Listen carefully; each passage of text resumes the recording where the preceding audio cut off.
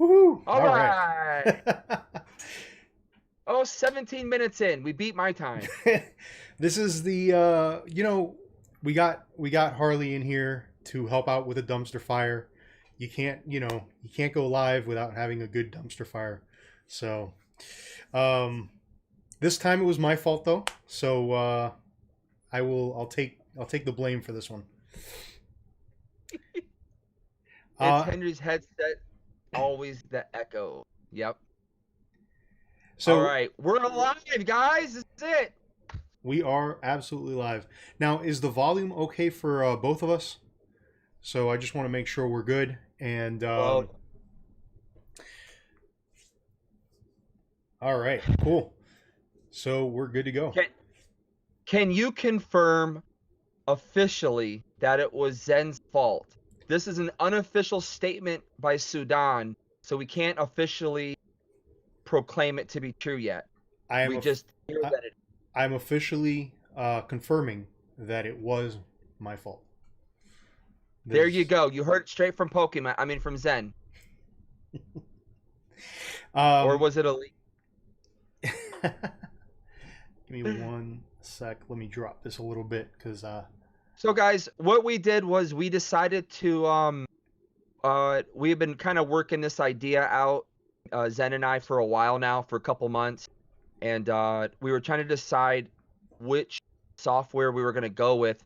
But I think after seeing Polish Rob being very successful with his, we decided to go with using the Discord and also using Prism Live for now. So what's going to happen is the show's going to alternate weekly. So this week, obviously, you're here with Zen on ZenturionXYZ, both on Twitch and on YouTube. And then the following week, we'll switch it up. It'll be on my channel, my YouTube, hopefully, as long as everything goes good. yeah, hopefully that's the plan. Let's see how it goes.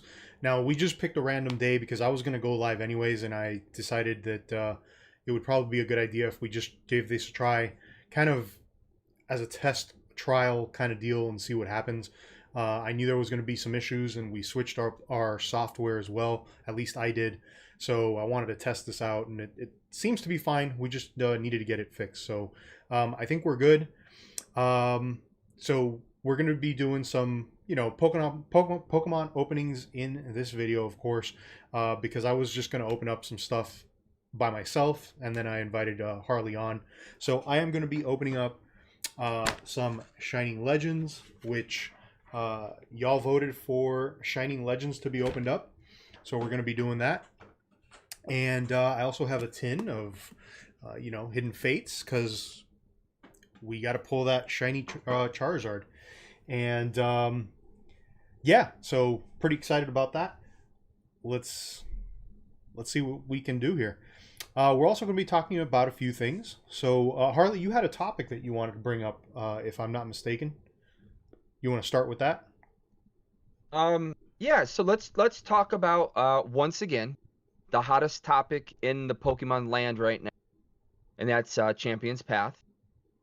So as most people know, Champion's Path is dropping in another week and a half, and a lot of people are starting to find out that their orders are not going to be coming home like they expected.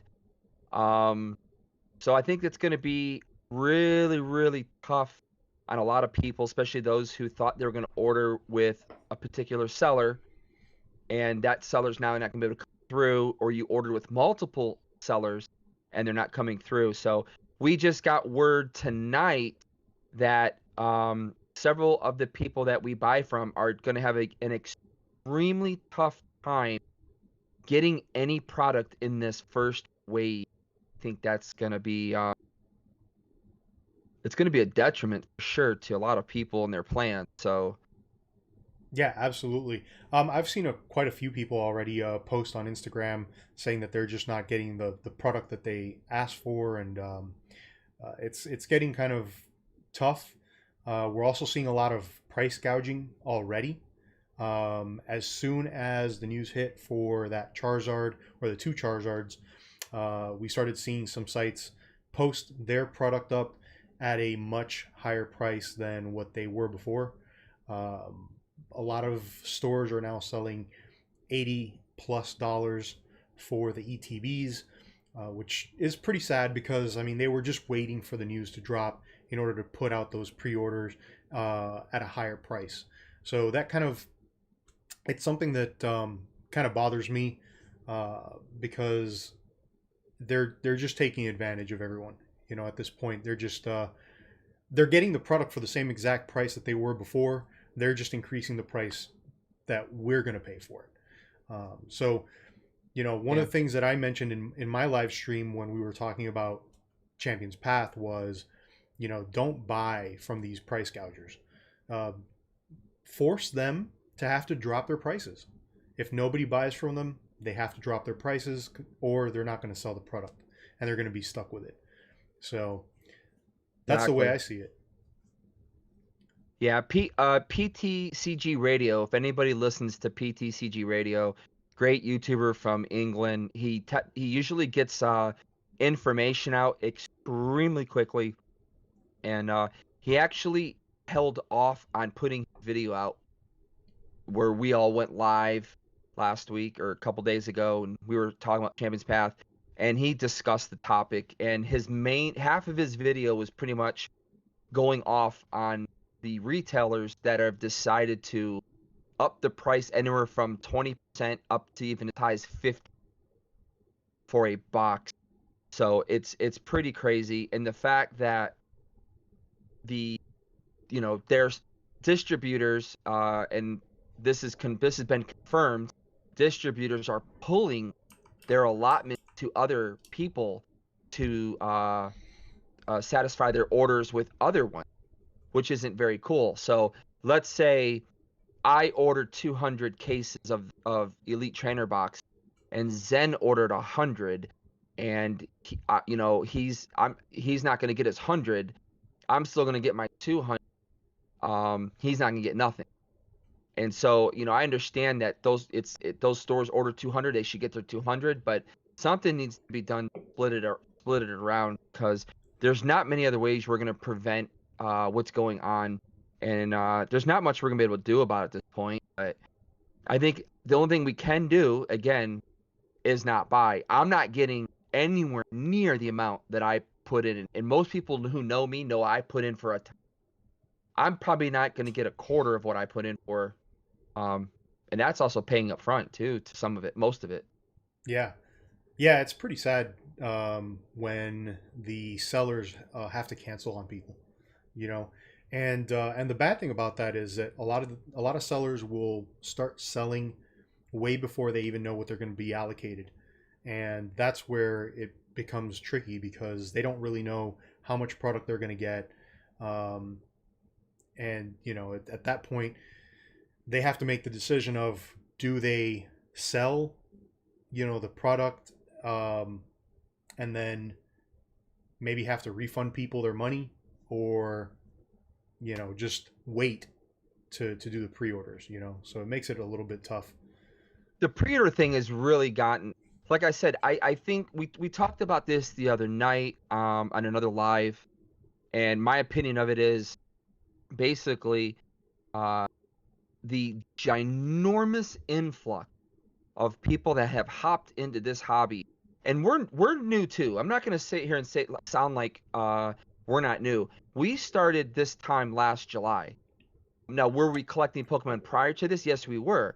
We've been collecting 2015 with my kids, since we got into it with my kids. So, but we're new to the YouTube world since last year, and I think what's happened is all this influx of people just really hit hard. You have to remember, a multi-billion-dollar company is they're formulating and organizing, planning a year out easily. Right. So this isn't like, oh, let's put this set together. They didn't do this yesterday. This was all planned probably a year ago, and they more than most likely did not expect to deal with what they are. That's my experience of it. So yeah, absolutely. And I don't understand, how they haven't learned from previous sets with Hidden Fates, for example, where there just wasn't enough product. I saw someone mention that here in the chat. I believe, what was it, Toxicroak that mentioned Yeah, that? Or and I'm sorry, you got Tom. the war turtle too. Yeah, Tom Bystander mentioned that. Golden War Turtle, yep. Yeah, So, it's. I mean, yeah. When they printed the Charizards, they knew they were going to put them in there. I'm sure they knew, but again, in this in 2019, from January until May, Z&G Emporium, who has his own YouTube channel, if you don't know who he is, which most people might know by now, he put together an excellent graph, and he got the info from someone else that tracked it. But the hobby was dead. yeah, The hobby was considered at one of its lowest points, believe it or not, between it was 2018 and it went into 2019 as late as May. right. So May is when the uptick began for this hobby. So if Pokemon is going by, like, most companies, they have researchers and trackers and analysis data. uh, There was nothing to tell them that, like, I'm not trying to stick up for Pokemon, but let's just think about it on a common level for a second. Yeah, They're more than most likely they did not expect this. Now, when they saw Hidden Fates hit hard, you know, should they have maybe made some changes? Yeah, definitely. Maybe they did make some changes. I don't know. Obviously, we can't speak on behalf of Pokemon, but I'm just trying to think from what I know from a business world, in a business sense. They don't do this stuff yesterday. This stuff right. was done a year ago, and I think we're just they didn't catch up to this. Um, Well, one of one the of the other other things. things, though, is looking at that set. Sorry, Hardy, to cut you off there, but No, go ahead. looking at, Go ahead. No, you go ahead. yeah, looking at that set, it's not that great of a set if you look at it. I mean, for play, it is. There are some really good cards in there for gameplay, but from a collector's perspective, there's really not a lot in there, and it looks like they just put in those Charizards, even though I'm sure that they've had this plan for a while, but it just looks like they said, "Oh, this set is going to be pretty bad for collecting. We're just going to throw these 2 Charizards in there and 3 Charizards in there to kind of fix it," because it is a holiday set. So, um, but it looks like we've gotten to a point where there's not enough Japanese cards still left out there for them to just say, "Okay, we're going to grab this set of cards for the holiday set and make a set out of it that is actually good," right? Like Hidden Fates, obviously they said, we're going to grab GX Ultra Shiny, we're going to put all those shiny cards in there, and that was a phenomenal set. It's probably the best modern set we've ever seen, maybe next to Evolutions, right? But this is not going to be anywhere near Hidden Fates level, in my opinion. It's going to eventually, the hype is going to die down, and it's just going to be another, maybe at best, Shining Legends, you know? What's up, Collectionista? He just joined in. Again, just say hi to a few people here. We got Jay's Toys and More's in here. Trainer Leo, along with his new 5 kids. We're missing Toxicroak's in here with his new baby as well. Again, the War Turtle stopped in. Hopefully he's still hanging around. We got Retro Poke Gamer. But by the way, Retro Poke Gamer got your package here. Thank you so much for that. We also have Tom Bystander's been in here chatting it up. And of course, Sudan's segment here. Gilbert from Go Cards and stuff. Gilbert, what is going on, dude? I have not talked to you in forever, and I haven't seen anything from you, so I hope you're doing well. Demon Phantom Shiny Umbreon, the new name. He's in here. we can call him Aaron. He's Aaron. he goes by Aaron. And then we've got small openings. Our boy Henry is in here. What is going on? Polish Rob was in here earlier. Oh, there you go. Your boy Hello 187 is in the building. Hey, what's going on? Just dropped. What's going on, High 187? Got a little Shiba dog in a combat position. It's funny because I'm looking at 2 different chats here, and it's kind of interesting with this new program that I'm using, because I can see both chats, Twitch and YouTube on here, but it doesn't show you the little animation. It just tells you what the animation is, which is pretty funny. So it's the little punching dog, but that's kind of cool. See, I can't. I have to move the window over. I got to figure out to get that going as well. Yeah, I see everybody over here. Hopefully everyone's doing okay. Again, hopefully you guys are having a great night tonight. And so basically, you know, what like Zen was saying, he was going to open up some Shining Legends. So in honor of Champion Path, the holiday sets, we both have a bunch of Shining Legends packs we're going to rip open tonight. He's got some, I got some. And again, we're going to start talking, you know, Zen and I, we talk a lot. And just like several of our fellow friends out there, we just decided, you know what? Hey, let's just bring the conversation to everybody else. And let's do it as a team here. And that's what we're bringing you, the Epic-Zen show, as great a name that is. But yeah, so we talk a lot, and we're on the same wave patterns for a lot of stuff, guys. And you know, so if anybody has any questions, we're gonna do our best to tell you from a non-professional, non-sellers, strictly selfish point of view. That's what you're gonna get here. You're not gonna get this, you know, gem grades are telling you all this stuff and hyping it up and you know, you're not going to get box sales from us or things like this. We're going to tell you our feelings from a collector's point of view. Zen and I, we don't, you know, we want to sell, we want to help fund our channels and our hobby, but we don't want to sell. And I think that's the difference, people like us and some of the other ones out there. So we're going to give you guys our input on what we think is happening, what we think could go on, and what we think we're going to do, basically, from our point. And that's pretty much, I think, the idea that you're going to get from our little show here. Pretty much, right? Yeah, absolutely. And I mean, we've talked before, we don't necessarily want to be sellers. I do sell stuff. I do have an eBay. I just post mostly, you know, just pulls that I get, stuff that I don't necessarily need. I sell that stuff. I don't overprice it.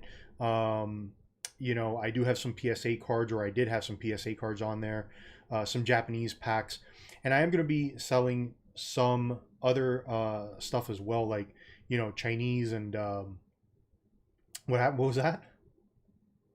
Oh, you go ahead. I was trying to signal, signal, using hand language. I thought you were signaling for me. Okay. So, but yeah, I'm gonna be selling some Chinese packs. I'm gonna be selling some more Japanese stuff as usual. But I like to sell things that not everybody out there is selling. Not, you know, stuff that's not readily available to everybody, and so I can give you guys the chance to grab it. You know, and that's one of the things that I just got quite a bit of, is some of those the Chinese boxes. So I'm going to be putting those packs up for sale. But you know, we are not serious sellers. We're just collectors that need to sell a couple things here and there just to be able to continue collecting. So Cool Squirtle Gaming, that I'm going to be putting that stuff up on my website. I'm also probably going to be putting some of it up on eBay, but that'll be coming up in the next week. But I'll let everybody know for sure. So Tom Bicenter has a question. Go ahead with your question, Tom. Just throw it there in the chat. You could definitely, guys, we're here to interact with everybody while we're also talking shop. So, you know, just like anything else, you know, we're here to interact with the audience. And, you know, so yeah, we got to make sure we stay on point here. Here is the problem from a business aspect. This is Golden War Turtle. He just chimed in here. If you are a business and only get 10% of your allotment, that hurts your business, and some of these businesses are feeling it from a budget. That is 100% correct. I was on the phone tonight talking with somebody that many of us know, and it's going to hurt him badly. It definitely sucks. So it's not going to be good. Don't like what they've done for sure. Collectionista says, do you sell on eBay too? I sell on eBay. Zen sells on eBay. Yeah. But I go under a different name because, yeah, it's under my wife is the one who handles all that stuff. So. Yeah, and I've got my link, affiliate link to eBay, in the description of my videos, so you can definitely check that out.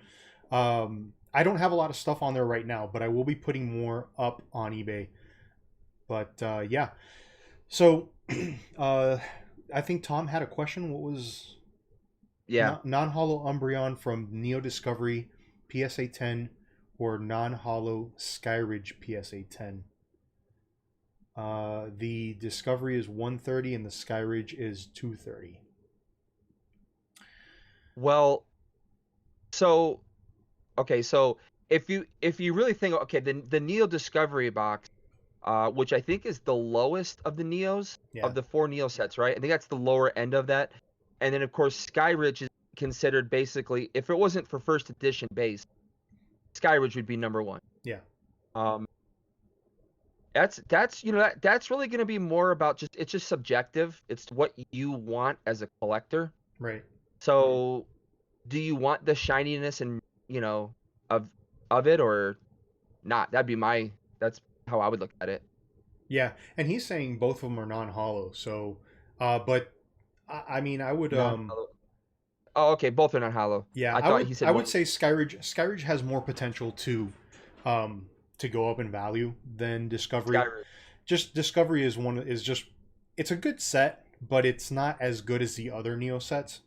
And it just kind of lags behind. Although that Umbreon is probably one of the better cards in the set. So it really it depends on your preference, to be honest with you. And you can also use the free tool if you pull up PSA Pop Report. I mean, if you're looking at it because you want the card from a personal point of view, but you also want it for an investment. I mean, I would definitely look at PSA's Pop Report and see which one where they stand at from that angle, because I mean, personally, now that I misunderstood, I misread it. I thought he meant a hollow versus non-hollow, but both non-hollow, 110% Skyridge all day. Just because of the overall set itself. I mean, it's at $35,000 to $40,000 for the booster box right now for Skyridge, Right. and that thing's probably going to hit 60 by the end of the year, because of the influx of people who are not in this hobby to be part of the hobby, but just strictly to collect and sell. For that reason only. So if you're looking for an investment point of view, I would say you definitely would have to go with the Skyridge over the Neo, but personal preference, I mean, Yeah. I've seen people say, on Leonhardt's videos and Z&G, people I've seen open Skyridge up that they don't like Skyridge. Very few, but it's there. There are people who like and don't. Yeah. It's interesting because I was not collecting during Skyridge, so that's a set that I've seen now. Looking back, I'm personally not a huge fan of the Skyridge artwork for the most part. So, like for me, if I was basing it on artwork, I would probably look at the Neo set more than I would Skyridge, just because it appeals to me more from an artistic perspective. Now, if I'm looking for value, if I'm looking for what is the card that's going to go up the most, then I'd probably look at Skyridge for that. Again, it really comes down to, as I said, personal preference. Yeah. There you go. Yeah. I'm into Pokemon because the kid's number 1, but I've said it many times in other lives and on my channel. I started collecting in 1998, when it first came out. But I was like the rest of the world. I quit after the pretty much Fossil came out and went on with my life before I got back in. But I'm always about the art. I love art, and that's one of the reasons why I've really gotten back into Pokemon so much is the art. Such Yeah. And very High187 cool. mentioned that the Skyridge Umbreon is a pop 32. There's not a lot of them out there. That's a really low pop. Pop is population, for those of you that don't know. That means that there's 32 graded PSA 10 Umbreons out there, and they average. He says that they average $106. So that kind of gives you an idea. Yeah, it's going to come down basically to your preference in terms of what you're doing it for. What is the purpose of you wanting these cards, and what's your ultimate goal from them? So yeah. So I don't collect to sell, so I don't look at things in that manner. Right. Yeah, and even though I'm a long-term investor. So I do see it from that standpoint. Whereas you want to pass the stuff down to your kids mostly. I'm looking at it as an investment, but for a long-term type of thing. I'm not looking to flip the stuff. So I do look at the value myself, and it doesn't necessarily mean that I'm going to 100% go with the card that is more valuable. I have cards that I've bought just because I absolutely love the way they look. They may not be very valuable, but to me they're valuable because I really love how they look. And then I have some cards that I've bought specifically for the investment aspect of it. Now, what's better? That's personal preference, you know. So I mean, do you guys sell sealed products? So I do sell some Japanese packs that are sealed.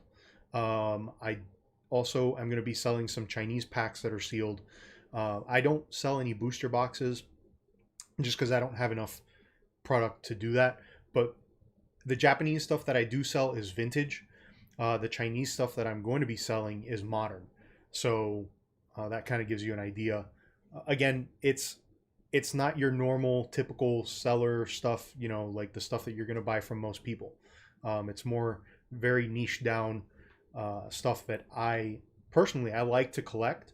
And so yeah, I sell some of that. One man's trash is another man's treasure. Value is based on how much I am willing to pay. Yeah, absolutely. I personally collect based on liking, not value. Yeah. So each person, you know, each person's got their own preference. Charm Pokemon says, I want Team Up, Unbroken Bonds, or Unified Minds, but they're so expensive right now. I want to try and complete the set on those that were first opened when I started cards again. So Unbroken Bonds is getting a reprint, so that could help. The prices drop a little bit. At the very least, you're going to be able to buy the stuff at the store, most likely, and get the stuff for MSRP instead of having to buy it, you know, online for a much higher price. So yeah, you're gonna have a difficult time with Team Up. It's really difficult to get Team Up right now unless you can find one of the things you can look for. I do it every single time I go to the store. Look at the character. I call them character. They're like, you know, like the Eternity box. You know, these type of boxes. Look for these boxes in stores because you will often find they'll have them as secondary pack. That's one of the cheapest ways, really. yeah. That you can find them. I found some Lost Thunder tonight. They were in those Fairfield packs. You know, I mean, you're gonna pay. I think it would have roughly came out to around $5 for that pack. But if you look at how much a booster box Lost Thunder is right now, it's upwards of, I think, $200. Yeah. I want to say. Yeah, probably around $200. Lost Thunder. The two most underrated sets in Sun and Moon are Lost Thunder and probably Team Up. Well, not necessarily Team Up. I would from a game. See, here we go. It depends. I don't play the game, Right. so whatever comes out of my mouth is purely a collector's point of view. Zen, you know, he's played a few times. He knows how to build decks and things like that. But if you're someone who plays the game, say like NC Packbuster, who's a hardcore player of the game, getting jiggly with it, who's a hardcore player of the game, they're going to give you a complete different perspective simply because they're looking at the cards from a player's point of view. When we look at cards, I'm looking at just the collecting of it. I think Lost Thunder I has think some I've got to switch great... this, right? Because I'm mirrored right now. Oh yeah, you're mirrored. You got the mirror going on. How do I switch that? It should give you a way to flip. But Lost Thunder really, really, really is such a phenomenal. It's got some great cards in it. Lost Thunder has the Lugia, which, you know, Lugia is one of the top Pokemon for collectors. I mean, people love collecting Lugia. So you get that the Rainbow Lugia in there.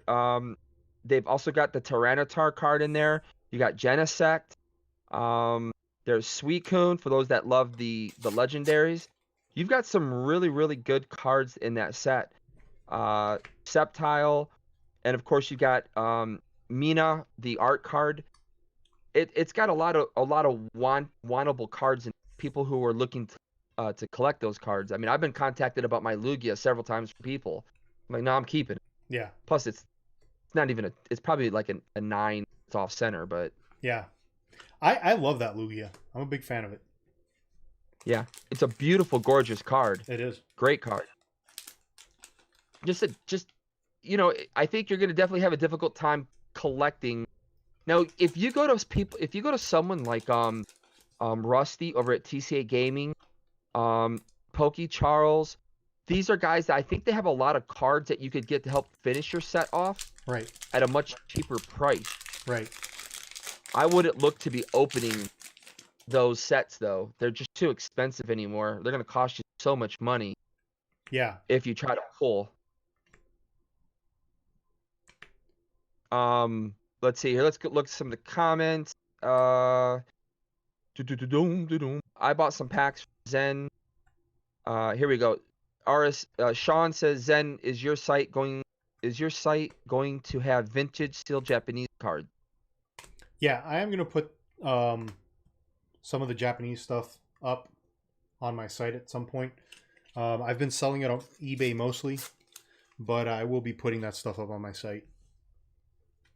Sudan has bought packs from Zen. Yeah. He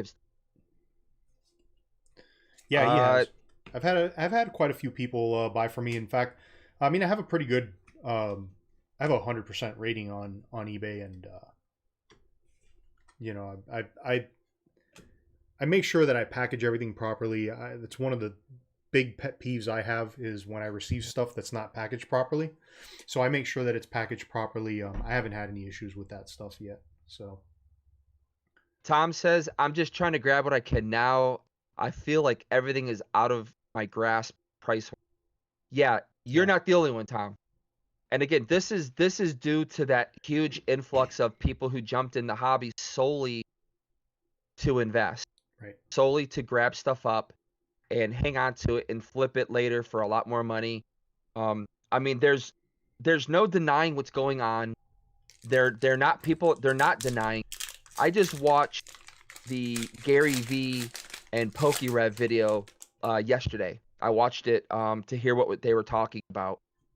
And they don't view it in the same light that we would view it. So again, this is where you're going to find the difference in our channel and what we're doing when I mean our channel, I'm talking about our little show here. We're gonna give things from a little bit different perspective. I personally don't view what's happening good for the hobby. The only people I say it's gonna benefit the hobby are the ones who are doing it. That's what I have seen so far. Right. I haven't seen people like us saying, yeah, I see we're buying up all the Charizards and raising the price by $1,000 is gonna. That's benefiting our hobby. That's gonna make our hobby last in the long run. Right. I don't see that. No. These people are in it. They're not in it to wait 30 years to make their dollar. Right. They're in it to make their dollar within the next year. Yeah. So I'm a Zard collector, and so I'm trying to buy Zards. I never bought any 10s because 10s were already out of my control by the time I started looking at slabs. So I started going with 9. You can't get 9s now anywhere near the price what 10s were. You'll be lucky if you can get 8 for the price of what 9s used to be. And like I said, you have people, the normal regular people that are in the hobby that are hanging out and keeping things for the long run, we're priced out. Yeah. But there's enough of those people to sufficiently keep moving forward until what High 187 said, the bubble bust. And it will bust. Oh yeah. There's history. There's proven factual data that shows Pokemon has gone through periods where its highs and its lows. It will end up eventually busting once again. Yep. We just don't know when. Right. Exactly. I don't know if you guys can hear it. You're spot on there. Rainbow Isabella is downstairs and she's playing Minecraft, and the downstairs is right here to my right, Uh-huh. and then she's screaming at the top of her lungs at her nephew. I said, "No, don't kill me! Don't kill me! No, no, go to your right." That's all I can hear. Oh man, that's funny. But that's, again, you guys are gonna get. You guys all know me by now. I give my views. I think I'm old enough and I've been around the block enough that, you know, I'm not an idiot either, guys. I understand that, you know, people made a business of this and they're trying to make money, and, you know, I don't know. I just have my opinions, that's all. All right, so we got Zen with the Reshiram. Hollow Reshiram. So far, these pulls have not been very good. It's a very, man, Shining Legends is tough. High 187 said Unified Minds. Unified Minds definitely going up big time. Unified Minds is a really good set. I like Unified Minds, and the only reason that it's so underrated, I think, is because Hidden Fates overshadowed it. You know? Strangest decision ever. 2 weeks apart? What was that all about? Well, they're doing the same thing with CP, aren't they? I mean, no, it's a month plus. It was this. What was it? August 12th was DA launch day. And launch day for this is September 25th. So a little over a month. Yeah, but when is Vivid Voltage coming out? When is the release date for that? Because that's like November 3rd or November 10th or something. Yeah, it still gives at least like a good month. That's like 2 weeks. Month or so. But so here's my theory that I think I ran it across Zen when we were talking. I think the reason why they put the Charizard in there, I think Japan is not seeing the same bubble effect that we are in the US. Now, I know they're seeing a bubble effect. I know they are. It's a small one. But I don't think they're seeing the big one like we are. What I think Pokemon did was say, okay, let's flip it for a second. Let's put the chase card or something big in Champion Path, because the shiny Charizard is going to be coming out in that new Japanese set in December, from my understanding. What I've read, that new shiny set that's going to be coming out. So maybe that's where they're trying to do. Maybe they're trying to get the hype going back over in Japan again. I don't know. It's just a guess, because it is pretty strange. Yeah, that they did it. Yeah, they don't do that. They never do that. And for them to come out and put, you know, a card that hasn't come out here in the United States in this set is very, very strange. Like a Stunfisk Army, and it's a. I think it's on Crunchyroll, Henry. Oh, that's right. Investigation Discovery. Yeah. So we go. Yeah. So Harley completely forgot that his show was going to be on today, and so we went live, and I didn't even remember either. But I was looking forward to watching it, and then just as we're setting up right before we're going to go live, he's like, you know, my show is supposed to go live on Investigation Discovery. All right. And I completely forgot. I was like, oh, sorry about that. No big deal. Yeah. If you want to watch it, it's online. If you go to investigationdiscovery.com, you can watch it online. It's episode 2, 3 of Homicide City, Philadelphia. Or it's going to play in 5 minutes on TV, and then they'll replay it later tonight. So I'm not too worried about it. I have more fun coming here and hanging out with everybody, and doing another passion that I have. Yeah. So cool with it. Nice. So try to keep up with these comments, man. I keep getting stuck behind here. Well, I'm seeing a hashtag Stunfisk Army in here, and it's not Sudon, so that's funny. We got people trained. They're trained. I think everybody. I just opened this pack, and there we go. There it is. Shining Legends is huge. Wait a minute. No way. Hold on. Double Stunfisks. That's funny. Double Stunfisks. Actually, that's good because I needed that one. I mean, I know I had it, but I couldn't find it. So So anybody have any other questions they want to ask while we're here ripping? I gotta change focus. Focus is just too far out for me. I'm absolutely loving this camera. One of the cool things about it is, and I'll show you, Harley, right here, right now. But what I was telling you about this this new camera I bought is, you know, I've got the autofocus on my face, but if I put something in the front, it automatically autofocuses to that. Without my face actually being covered, because most cameras you got to cover your face in order for it to autofocus. This one, I don't really need to do that. I could just put it up and it'll autofocus even if my face is not in picture, or it is in picture. Yeah, those cameras are very good for that. Yeah. See, I'm stupid. I'm using my very expensive professional. It's mostly manual. The lens on it is manual, so I can't really. Yeah. Canons are the best when it comes to. I would love to have kept using Canon and upgraded my Canon. Yeah. But the Canons just couldn't do what I wanted when I was filming, like when I would do weddings and things like that, and when we were vlogging. I wanted really super slow motion stuff, you know, good B-roll things, and you just really couldn't get that out of a Canon the way you can. Frames per second, you know, you're one of the reasons what you pay higher for camera costs are frames per second. How much light does it allow and things like that. So the GH5 just, you know, busted doors down with its fact that it can go 4K, it can go into 10 color grade instead of 8-bit, 10-bit color grade instead of 8-bit. You can do a lot with the GH5, great and low light. Again, you can get to 120 frames per second. You can actually get up to 240 frames per second.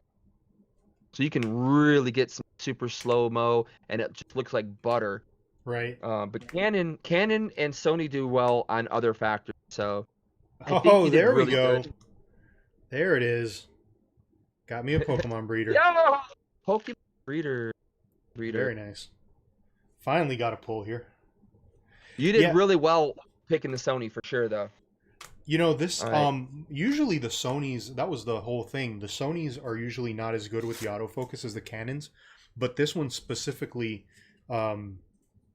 is a lot better with autofocus. And I think some of the newer Sonys are too. So Trainer Leo says, I have a question. What do you guys think of Henry's McKeg challenge? So Small Openings SG took on Polish Rob's McKeg challenge. But instead of hamburgers, because he's a pescatarian, fish eater. He's a fish eater. He did it all fish, and he didn't make it, guys. So for Small Openings SG. big time thumbs down. Hi says DSLR versus mirrorless. It depends, like, because I do some professional work with my camera shooting weddings and stuff, and I shoot real estate sometimes. I want a big sensor, and mirrorless haven't really been able to get a full 1-inch or a full frame sensor into their cameras. I think recently they just did a couple cameras now have a 1-inch sensor in them, but most mirrorless can't get that sensor. They're not big enough to hold. The housing isn't big enough to hold it, and I think that's what it comes down to. With the DSLR cameras, you can get that 1-inch full frame sensor, but how many people do we know really need a full frame sensor?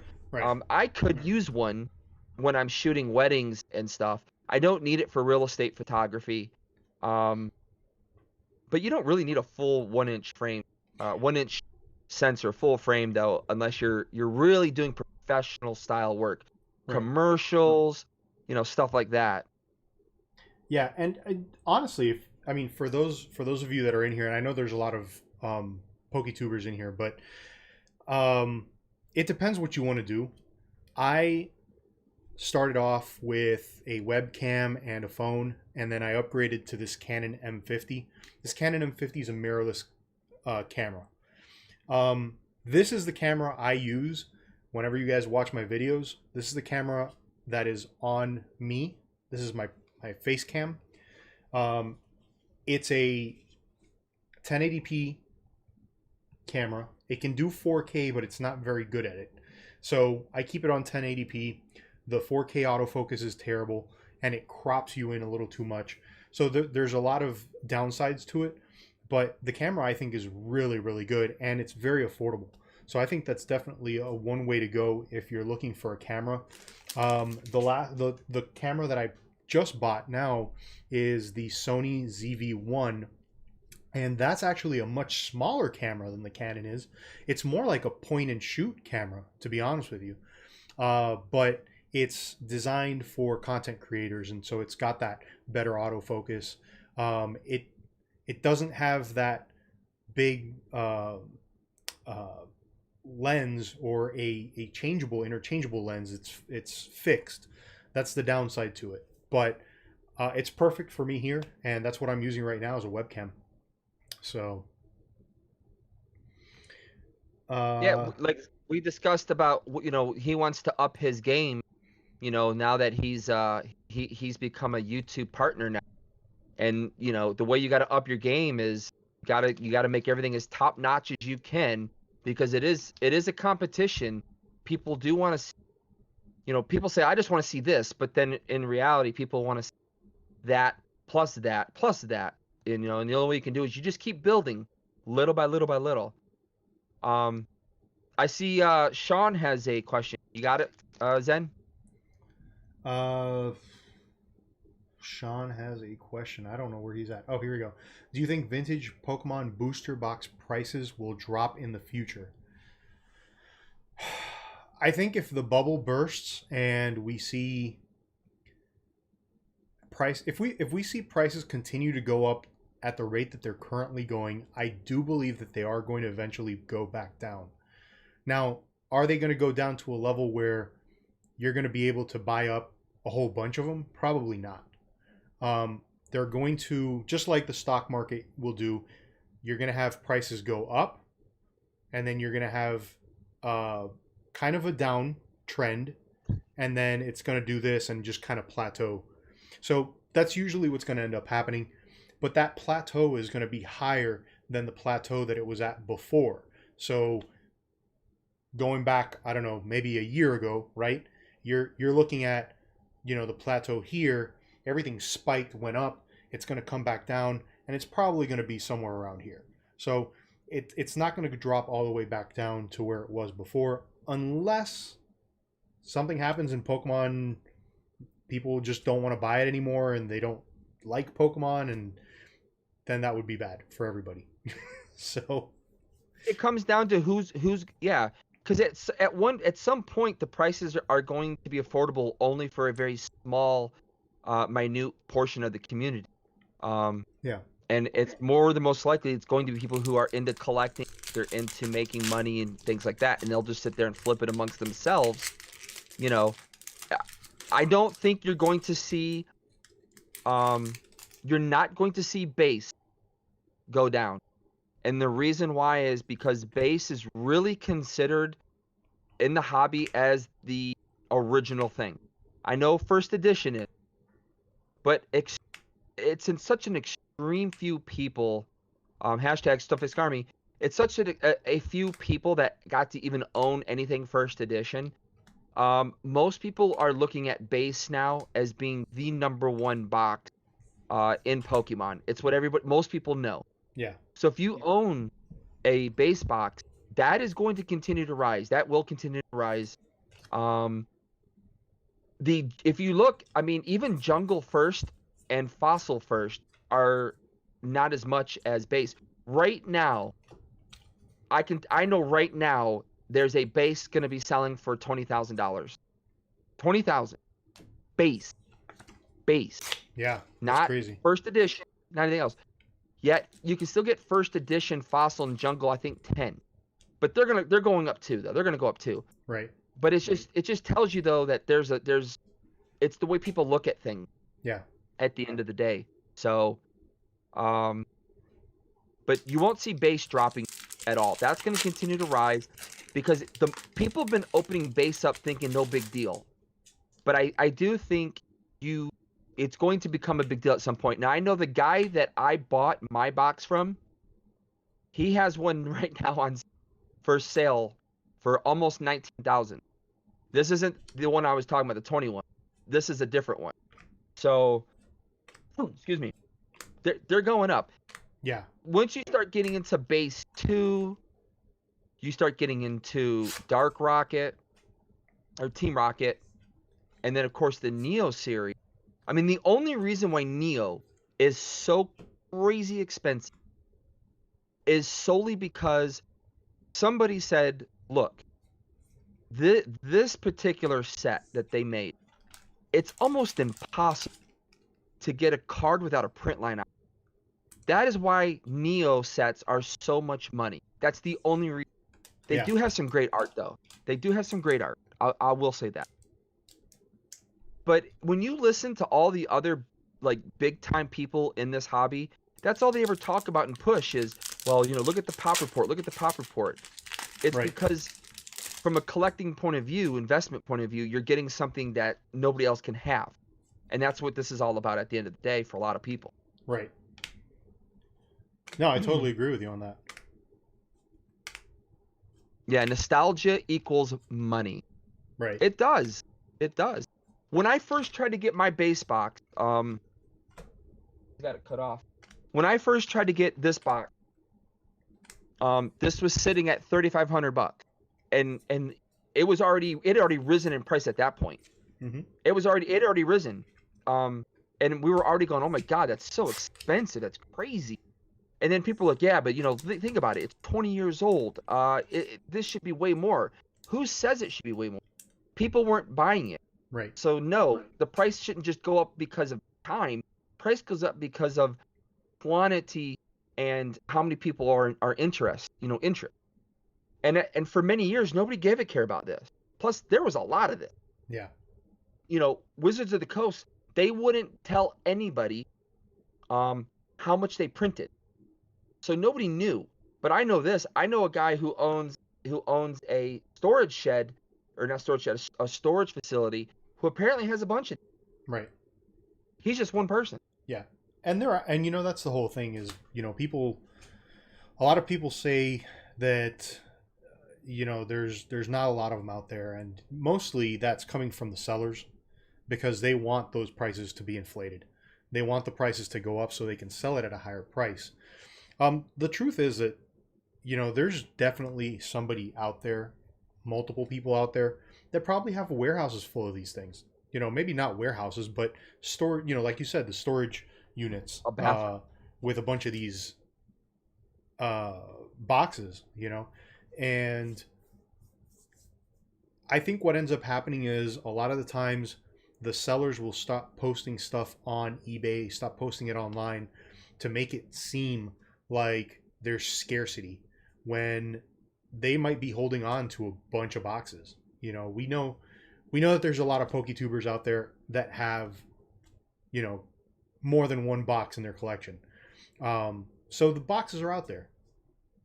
And there's a bunch of people out there that aren't PokeTubers, they're not in the spotlight, that we don't know about, and they probably have a bunch of boxes also, you know.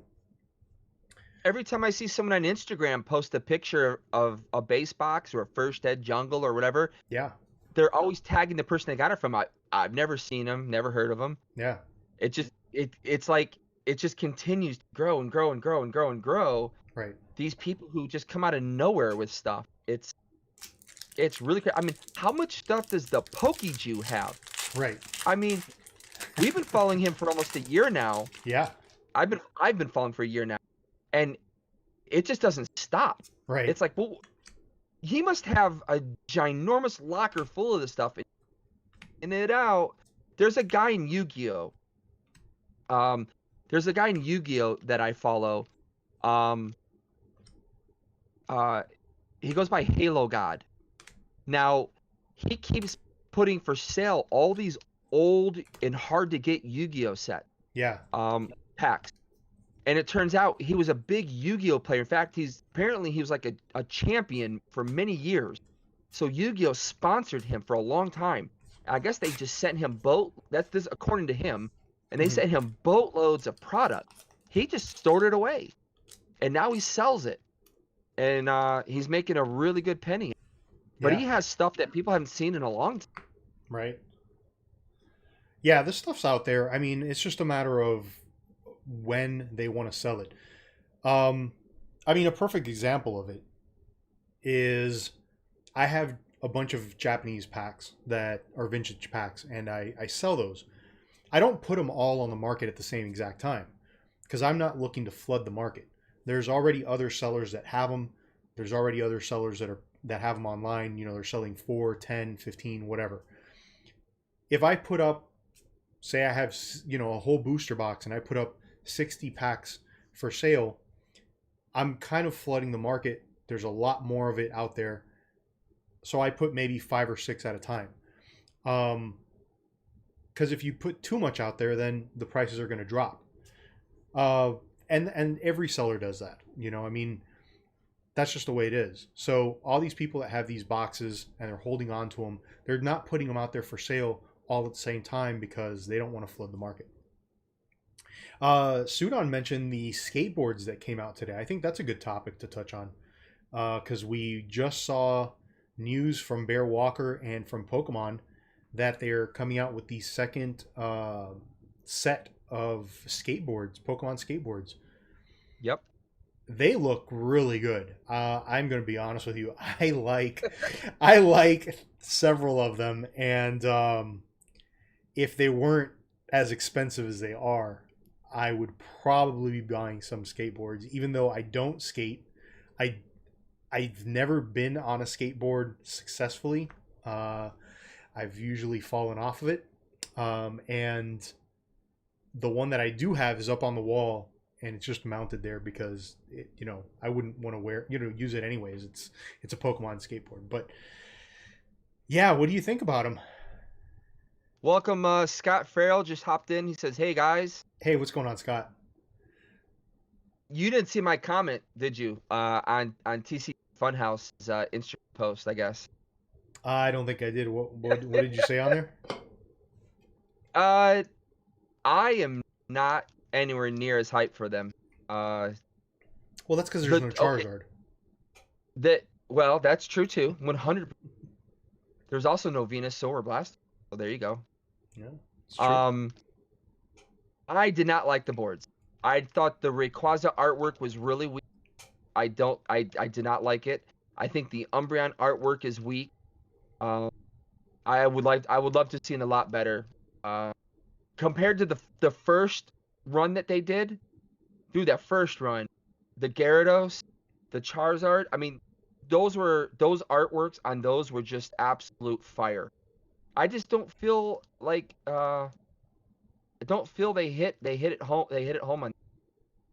Doesn't mean that people, like I said, I see everyone here is loving them so far, but for me, I just I will agree with you on that, though. I mean, I like them. I think they look nice, but I agree with you that they don't look as good as the first group that they put out.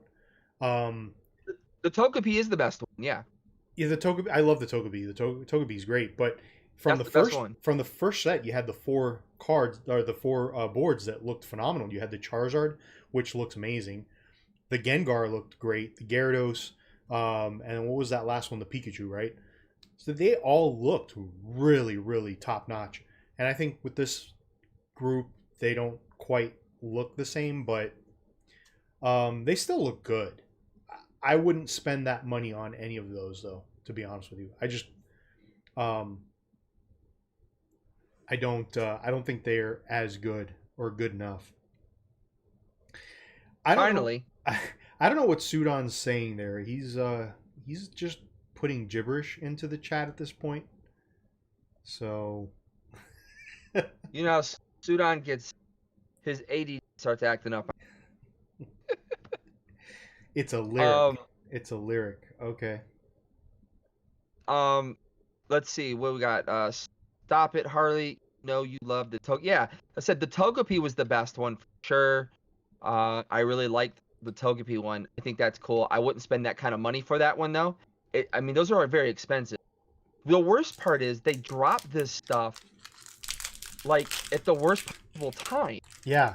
So Darkness Ablaze, Champion's Path, Yeah. Japanese sets. You know, did you see the plushies they put out for Halloween? I thought one. Those were fire. I bought the Morpeko Gengar. Yeah, we're gonna get the Gengar one. We're gonna get the Gengar. Yeah. Yeah. But it's like, dude, they just drop all this stuff, and it's like, well, you know, money only goes so far. Right. Well, where was this stuff when Sword and Shield and oh, there's a shiny Mew. Yo, look at that. Shiny Mew. Finally. Nice. Where was That's a good. Yeah, where was all this stuff like when Sword and Shield and Rebel Clash were out? Let's see here. Get class. I'm almost finished, by the way, guys, with my special project. I stayed up for the last 2 nights. I stayed up till 7 in the morning working on it. When you guys see it, you're gonna be like, that took you that long to do. You have to understand that when you do eventually see it, coding in editing software works different. When let's say you got pictures, you have video, you have JPEGs, which are like photos, you have PNG files for like cutouts. You have to make certain things, and all this stuff begins to take up a lot of resource memory. And it's also stuff that, you know, you want it to look just right. You want everything perfect. You know, it takes a while to do this stuff. But I'm going to have a video coming out. It is a top 10 video. I don't think there's any other video like it out on YouTube right now, at least by the research I did. So I'm super pumped to get it out. I want to get it out here hopefully this week. Yeah. But it's a top 10 video I did. Zen has been privy to see it a little bit of it. I'm down to number 3, I think. I'm at number 3 or 4 now. So hopefully tonight I'll get it down to either 1 or maybe finish it tonight. Then I have to still dub in the audio, the voiceover to it. But that'll be coming out, I'm hoping this week. I've been trying hard to get it out. If you notice in my channel, we haven't put out any videos for the past week. Again, I've been working on that video and some other stuff going on. And Zen and I have been talking about some things. So, yeah, and I'm trying to slow down because I ripped through so much of our product that I don't have anymore, and I'm broke as a joke. So, because I don't work right now, and I'm trying to figure out how do I make this stuff last. So, you know, that's why if you guys notice in the videos that I've been doing, the live videos, I have been doing more talking than ripping, because if I don't, man, I'll rip through this stuff like candy. So easy to go through. It is so easy. It is so easy. I think that we've been doing a pretty good job here, though. And I got a big shout out to Pokey Charles. Then he hooked us up big time, helping us out on the live by sponsoring the video. Yeah, that was super awesome of him. I mean, he put up the slabs. He gave away Hidden Fates tin. He gave away an Elite Trainer box. I mean, that was so awesome of him to do that. I can't be more thankful for him to do that. And I have somebody else has reached out to me now and who wants to sponsor a video. So that's going to be super awesome. That'll be coming soon, guys. So we will have another sponsored video coming out. That's awesome. And I'm pretty pumped for that. Yeah. Yeah, pretty pumped. So. Well, I'll tell you what. I mean, I'm looking forward to that top 10 video because I know you've been putting a lot of work into that. I mean, a lot of work. So I'm waiting to see what the finished product's going to look like because I think it's going to be really good. Right now it's kind of like, but I'm hoping to make it, maybe change a few things around with it. But so if you're not already subscribed to EpiCTUBE HD, make sure you guys go over there and subscribe because he's got some really good content. He's going to be putting out some really good content too. So definitely go check him out. EpiCTUBE HD. Oh, nice. Very nice. I mean, I haven't had many hits at all. This is my second hit. I think we've been having a very hard time with these hits, to be honest with you. I've got one. Two hits. I've got 2 hits out of 14 packs so far. So Centering is perfect on this card. I mean, Ooh. I pulled a bunch. Oh, the back is never mind. Pulled that out. Because I've pulled this card a ton, trying to get the set, and it's hard to. It's really hard. You know, this is another topic I wanted to kind of discuss too. I wanted to touch on. So once again, anybody's interested, the TV show that I shot, it's airing right now on Investigation Discovery. It'll re-air later tonight, or you can go online and view it anytime you want. Investigation Discovery channel, Homicide Hunter, Homicide City, Philadelphia. I shot that in New York City. That was pretty cool. I haven't worked since, so that has not been fun or cool. But anyways, the topic I wanted to talk about again was it's agenda. It's something that we talked about before. It's agenda driven. So the problem I'm having right now is that I feel there's a giant agenda out there, and it's being driven by some of the PokeTubers that we see today that have popped up out of nowhere and suddenly have these tens of thousands of followers. They're selling product, they're doing box breaks, they're doing all this stuff, and it's like I don't feel that's appropriate to come out and not at least disclose what you're really doing. Now Z&G Emporium, I really love the guy a lot, man. I think I have a lot of respect for him. He came out recently and stated, you know, hey, you know, I understand how it looks. You know, I want you to know where I'm coming from, though. At least he's very upfront and forward about what he's saying and he's doing. I have a lot more respect for him for that reason. But I have an issue with some of the other ones, though. I just feel like it's totally agenda driven, and it's totally so that they can make the dollar. That's fine. They want to make the dollar, but let's be upfront about it. You know, people who watch, for instance, I'm going to bring this up. I like the guy. I like what he does. I bought from him. But PokeRev is nothing more than a seller, and he's selling online. And, you know, so, I mean, obviously, people who are watching our content, you want to see cards ripped open. Most of you don't care if the cards are his or somebody else's. I understand that. But it's just, you know, it's just got to know that he's not opening that stuff for himself. So my problem is his reaction. Are they real? I mean, legitimately? Here's somebody who opens up tons and tons and tons of product, a lot of vintage, a lot of this and that. And then you see him open up on these box breaks, and he'll the most ridiculous cards, and he's like, and then they falsify everything they're saying. In a 10, it is blah, blah, blah, blah. But to get a 10, the percentage is so absolutely astronomically low, it's insane. So you're kind of falsifying to the community something. You're not really being truthful about things to some degree there. And I feel like they're now in a position in the community that they got to have some responsibility in those terms. That's my personal opinion. Yeah, and the whole thing with that is they kind of have to do that, right? I mean, PokeRev has to be excited, for example, when he's opening up packs for other people, because you're paying for that pack to be opened.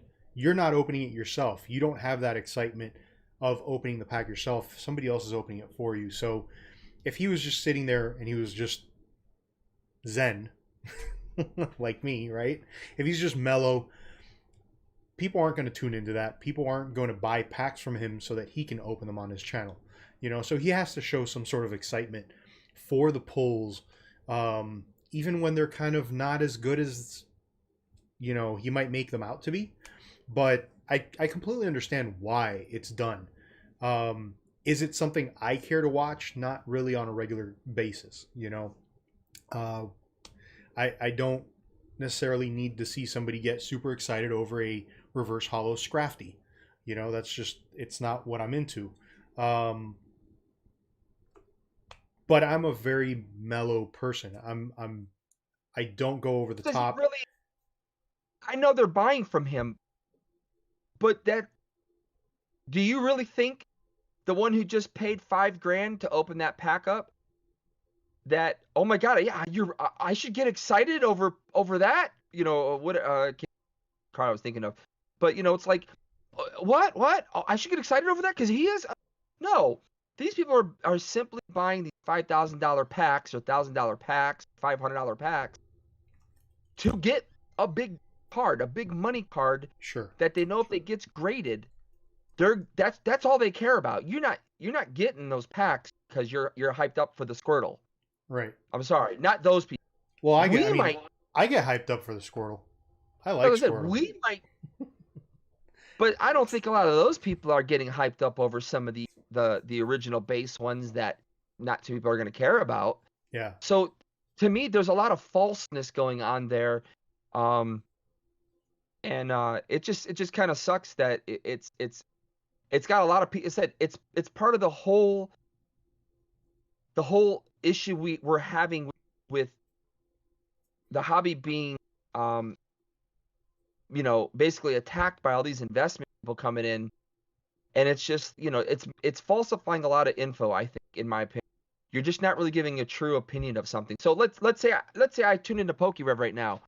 Oh, he's selling packs? What? Oh man, that's so nice. I remember opening this up. Yeah, I want to get a pack. How much are they? $500. And then he'll be like, yeah, but $500 though, this card might be a 10, and at a 10, this is what it's listed at, and this is what you get. And you know, listen, I used to go to Vegas. Okay, I mean a lot, and you know, I understand gambling 100%. I understand odds. I understand all the stuff. You cannot compare what's going on in this hobby with what goes on in gambling in Vegas. It's not the same thing. Your odds are different. You would never go sit at the blackjack table, okay, if the odds were what they are in today's Pokemon world for getting a 10 or pulling the chase card from a particular set. You wouldn't do it. You wouldn't do it. That's why you see, like, Lootbox TV, their guy, forget what his name is, but and Lady Luck, Dude Luck and Lady Luck, they're not necessarily. I don't think they're necessarily gambling on Pokemon. Yeah, there's a Lady Luck too. They have Dude Luck and Lady Luck. Oh, okay, cool. Yeah, she has her own YouTube channel. She shows slot game stuff. Oh, okay. But they get all their money from Vegas because the odds are there. Right. The odds are 1,000 times better to roll your $100 or $5,000 in Vegas than they are to come roll it on this box. I mean, this base box I have, it might not have a Charizard in it. Yeah. That immediately would. The box is already. It's estimated already roughly a 50% loss. Base set boxes have one of the worst returns on them if you open the cards up. Right. Can you imagine if the Charizard wasn't in there? That would probably put it at a 70% loss. Oh, because the Charizard is the #1 card. For sure. You know? And so, like I said, you're better off taking your 5,000 to Vegas. As I said, I've done these things before. And you're better at rolling it and getting your money there. Right. Chance of losing it to some of the big box breaks is way bigger. You know, like I said, this is our perspective only, guys. Obviously, I would hope it'd be obvious. You have people who look at this differently. Golden War Turtle, you know, he does a lot of the stuff online on Instagram. I even do them, guys. I get into them. I mean, I did one from PokeRev a week ago. I thought my chances. I looked at my chances, and I just felt my chances were way too good to pass up on that opportunity. Right. Golden War Turtle will sit here and tell you right up. He's won some big stuff. You know. Yeah. So it can pay off, but it is a gamble. But your percentages are very, very different. Right. Very different. Oh, reverse hollow. Trying to read. There? Oh, there we go. Got a shining Arceus. Oh, wow. Man. And the crazy thing is that I just got this card from Mutant Mr. Hyde, who had sent it over to me because I was missing this card. And now I've got it. That's what happens when you're still opening stuff and you want to pull a card, the minute you get the card some other way, you're gonna end up pulling it. So that's crazy. Toxic Goose says, "Look at what I typed. Hold on. I got stuck and didn't scroll down. So is it really PokeRev or the audience perpetuating?" No. Okay, so I would say it's 100%. No, I wouldn't. No. I was going to say something different. I would say it's a 50-50 because he has control of what's going on by having the product. The audience is also responsible because they're choosing to go along with it. But here's the deal though. Are they going along with it based on what he's saying? That's the problem I have. When I listen to them, because I listen to all these people, I listen to all their videos, I watch their videos, I listen to them and everything. He's telling them something. And they're going by his information because he is somebody noteworthy in the hobby. So based on that, I feel like it's there. That's where it gets skewed. If he came out and said, "Listen, I'm gonna do this box breaks, guys. I'm gonna do this box break, but your chance of pulling what you might want from it or what you could get from it that would make up for the money you're gonna put in is probably gonna be 70%, or the odds might be 1 out of 8 or 1 out of 10, like really bad odds for that particular pull ratio." Because we know there's only 12 hollows in a box, a traditional box. Yeah. WotC. So now you're if he was more upfront and honest about this stuff, it'd be a little bit different of a story. Then there's nobody else responsible than the people who are choosing to do it. If you have the extra income to do those things, like you said, as someone who went to Vegas a lot, I'm perfectly fine with those things. But from the hobby perspective, I think it has a negative effect on everything. But I think they have a responsibility to be more forthright with what's going on, with what they're doing in those terms. Like you said, the first thing they all want to equate everything to is a PSA 10, a PSA 10, a PSA 10, a 10, a 10, a 10. I mean, all the cards that I have, I don't think I have a single 10. I have a giant box of cards I want to have graded, and I've looked them over with a fine-tooth comb, and I just don't see any 10s in there. Maybe one 10, maybe one. It's very difficult to get 10s. It really is not easy.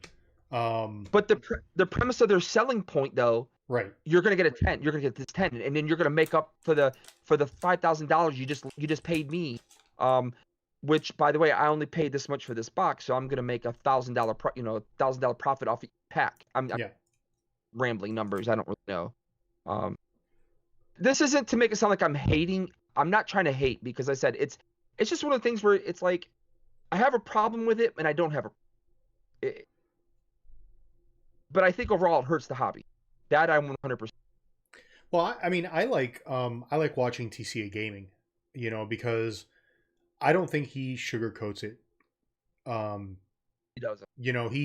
He'll give you, the straight thing and say, hey, this card looks like a 9, it might look like an 8, might look like a 10, and he's not necessarily putting the idea in people's heads that, hey, you're going to get a 10. So I really like TCA gaming for that aspect. But I do see the side that you're talking about as well with PokeRev, where he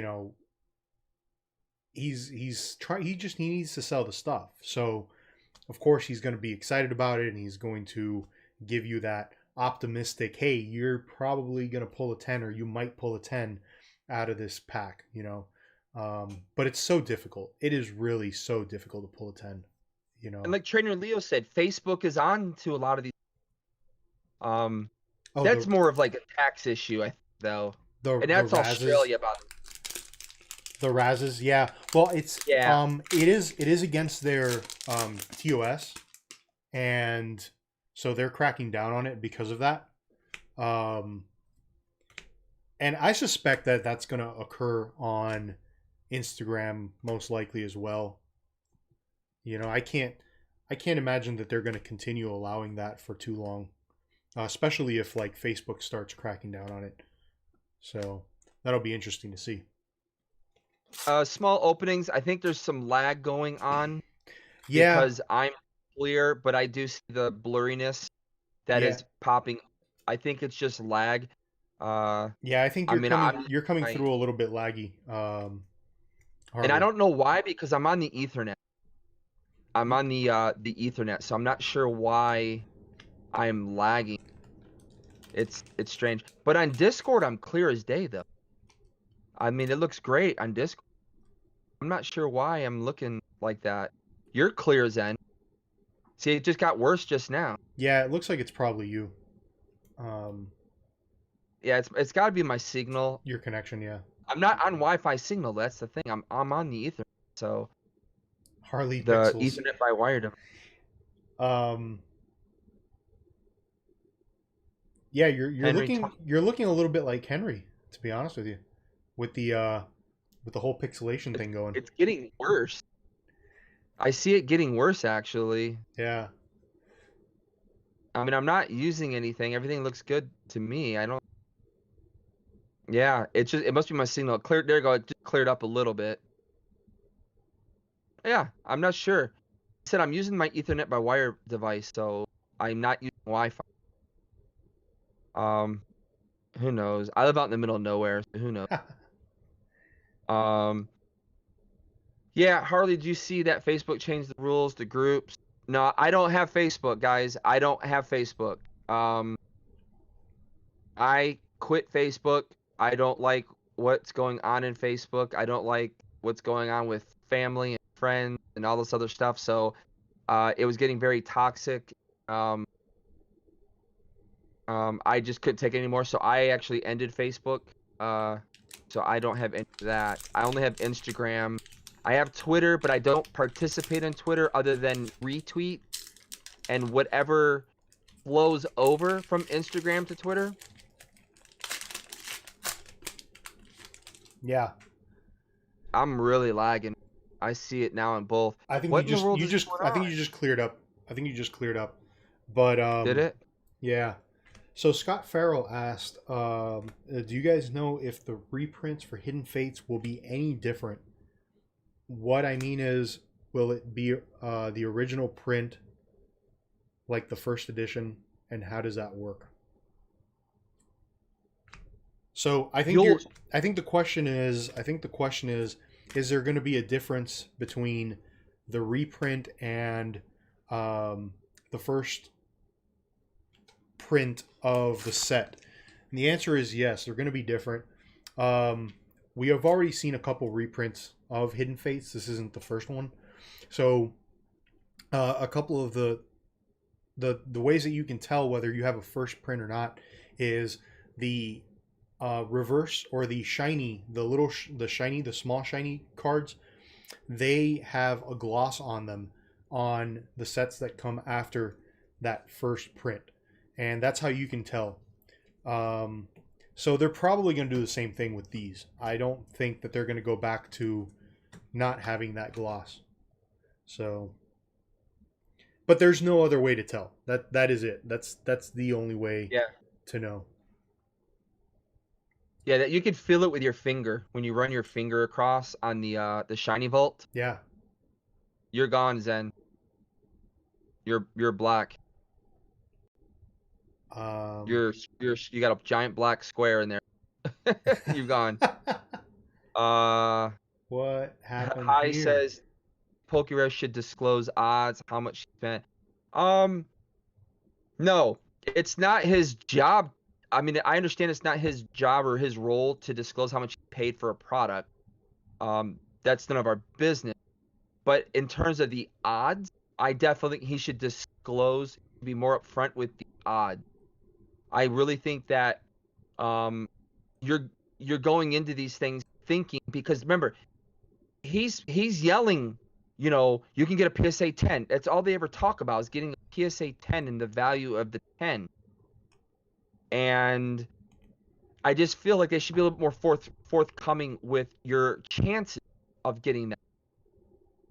I mean, he's still gonna sell the packs either way. People are gonna buy them. I understand, but I think that it would be more forthcoming I don't think I think it would fix a lot of the inflation that's happening too, like the super rise in inflation. Right now, the inflation is caused because people think they're going to get the 10, and that stems from him screaming, "You're going to get a 10." Not just Pokemon. I'm not pointing out just him. There's several of them that I watch and that we all know here that do the exact same thing. I just think that their influence is so great on the hobby that they got to have. I think they should have a little bit more responsibility in what they're saying. There's no responsibility held by anybody. You can say anything you want on YouTube, and everyone, there's just none. Zen gonna come back, guys? I'm here. My camera stopped recording apparently. Okay. Zen is still here. He can hear you guys. But that's what I think. 187. I just feel like, when you go to Vegas, they're telling you up front what your odds are. So when you go to sit down at the table, I know right now when I'm at the blackjack table, I know which one I'm sitting at. There's been times when, you go sit at a table and you didn't catch what the odds were because there are two different. They usually have two tables, two different. You want them to give you the better odds. I'm not going there to give my money away for free. I do want to win. I mean, I'm going there to have fun. Yeah, but I'm going there to win too. I don't want to lose all my money. So Pokemon is in effect to some degree the same way. You're getting some people that are willing to invest their money into these raffles, and they're really under the impression they're going to pull something really good. There's nobody else better in this game than PokeRev and TCA Gaming.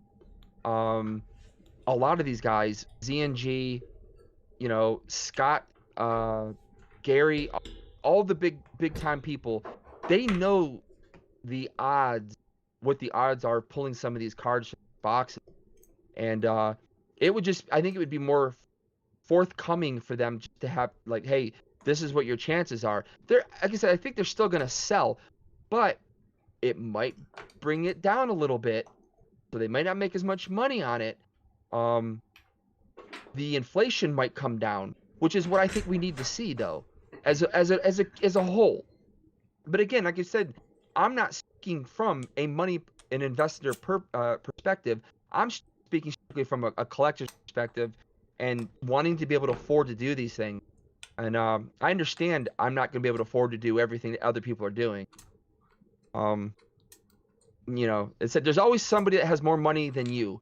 The poorest person on the pole doesn't realize that there's someone even more poor than them and is looking at them like they have more. So I understand that in that respect. It's kind of, in some degree, it's almost what we're looking at right now. But there's always somebody who's going to have more money than you that's going to be able to do more than you can. And we'll be able to do those things. And that's fine. I just want to see more transparent in what's going on. Because I think there's a lot of falsifying of the odds. Pop Report, really, really good. But again, Darium, great example. You're still there, Zen? Yeah, I'm here. Okay. Darium's is a great example of this. So Darium's opened up all those thousands of packs of Evolution. They mailed in almost 300 Charizard cards between the full art, the reverse hollow, trying to get 10s on those cards. Man, that made that Pop Report just, there he comes. He's coming back, guys. That made that Pop Report fly up there, man. The inflation is that bubble. Let them buy more product and graded cards. It will benefit all of us. They will need to offload all that extra product. Yeah, they're gonna offload it, but it's. I mean, like you said, hopefully that bubble will burst, and the prices, when no one can afford to buy it, they got to start lowering. That's obviously that's what we're hoping for. Right. But I didn't want to see it get to that point. That's the thing. I didn't want to have to see it get up to that point. When I bought the base box, I took money out of my 401k to buy 2. In I think it was a 2-week period. It was a 2-week to 4-week period. I went from getting 2 to barely getting 1 in that short period of time. Right. was just insane. I mean, it was like, dude, come on, man.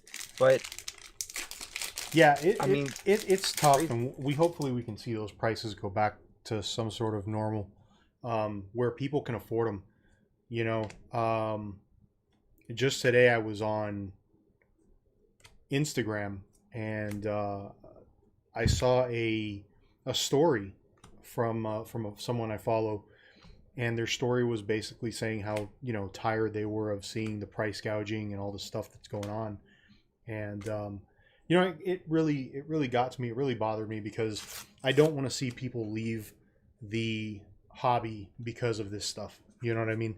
And I think that's what we're trying to get at here with this conversation. It's not necessarily to, you know, put anybody down or anything Yeah. like that, but we do want to make sure that the hobby stays flourishing, right? And you know, I have more of a problem with the scalpers, and a more of a problem with the people that are price gouging than anything else. You know, I think that's where the biggest issue is with the current, you know, situation, the community, and the hobby.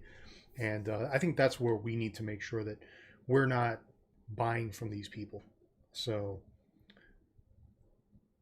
but that was a Instagram message that I saw that just, it really bothered me, because I was like, you know, somebody's quitting Pokemon because they've gotten to a point where they can't afford the stuff anymore, or they're just tired of seeing the price gouging in the community, and everybody's doing it, and it's just, it's very sad. It's very sad. But at the same time, you know, we just have to be positive, and on our end as buyers, we need to make sure that we're buying from the people that aren't doing that stuff, so that we don't give money to those people that are doing the bad stuff, because then they're going to be stuck with a garage full of product that they're not going to be able to move because nobody's buying it. And that's what we need to stop. That's what we need to do. Sorry guys, I had an issue with the camera. So new camera, like I mentioned earlier. I apparently the battery wasn't getting enough charge, so it died down after, you know, the almost 2 hours of streaming. So Poor pulls, then. I'm getting such poor, horrible pulls. These Shining Legends. my pools got a little bit better. My pools got a little bit better. I'll do a Polish Rob recap real quick here, but they're not great. I mean, no, they're not good at all, because I opened up 14. That's it for. I opened up 19 packs, and I got a Pokemon breeder, which isn't bad, but I did get a Shining Arceus. I'm at 11. Got a Entei GX and Shining Mew. So I haven't. I mean, I'm not doing that great myself. These packs were not all that fantastic. Check Epic Dad's blood pressure. It's good.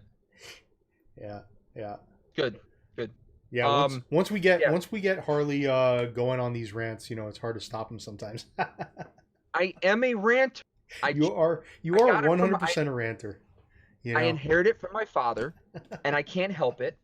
I am a ranter. I get passionate about what I'm somebody who's passionate about like everything I do. Yeah. So I just can't help it. I get whatever it is. I tend to get into something.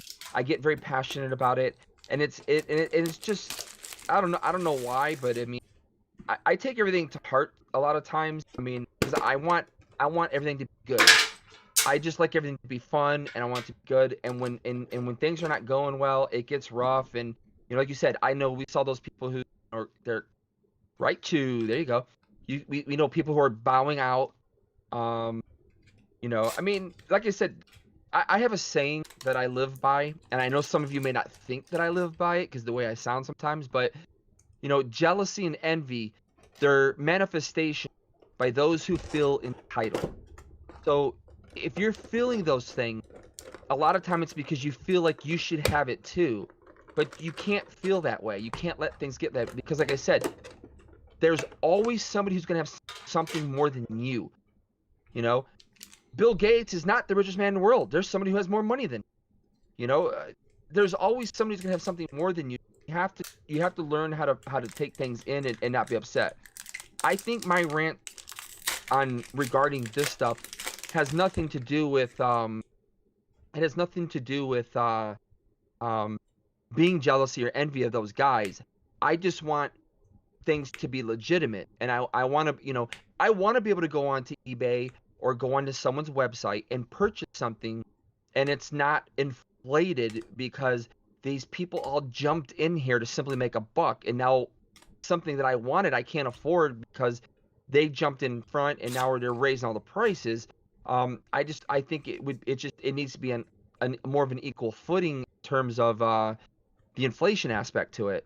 Right. You can only. So I'm not trying to be negative in that light. Like I said, I don't blame anybody. People choose to buy what they want on their own. Nobody's making them do it. But I think if you have more information behind it, you can make a better decision. And a lot of this stuff is being purposefully hidden in order to push it, to push a narrative. That's what my original point was. Right. I saw High187 ask a question. He's asking, all the new sets are almost impossible to complete. Do you think we should have Japanese size sets? I think we should. I would love Japanese size sets, to be honest with you. I think the English sets are. It kind of hits home to my project, doesn't it, Zen? Yeah. What he said. Yeah. It's pretty bad. I mean, the sets are just way too big, and they're impossible to collect. They really are. You know, I've opened up a ton of Hidden Fates, and I'm nowhere near collecting the whole set. I've opened up a ton of Darkness Ablaze. EpicTube HD has opened up more Darkness Ablaze than I have, and he still hasn't completed the set. I mean, you're what? How many booster boxes in are you at this point? Booster boxes, 12, 13, 14, 15.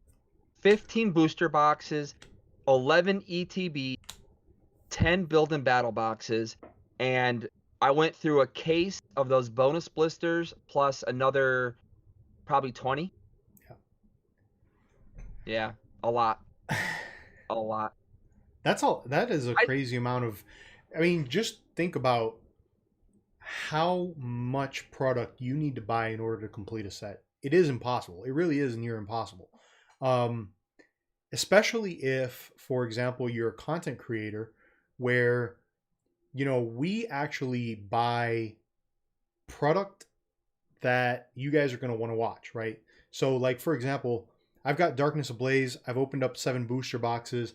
I put out a poll today or a couple days ago, and I asked, what do you guys want to see? Darkness Ablaze, you want to see some Shining Legends, and a couple of other sets.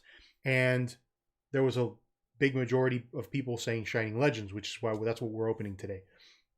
But people are over Darkness Ablaze already. And I still haven't completed the set, but as a content creator, I kind of have to move on now because there's new sets coming out. There's new stuff coming out, and I need to buy that stuff so I can show it to you guys on the channel. Otherwise, I'm going to continue to open stuff that you've already seen. People aren't really going to care to watch it. So I have to move on to the new set, but I still need to not move on because I need to complete it.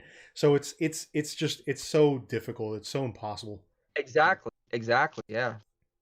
That's the problem we have is like, I want to complete this set, but yet, like I said, we're trying to be content creators. We're trying to be, I see someone ask El Cannon, why are you ripping so much to complete the set? Just buy the singles.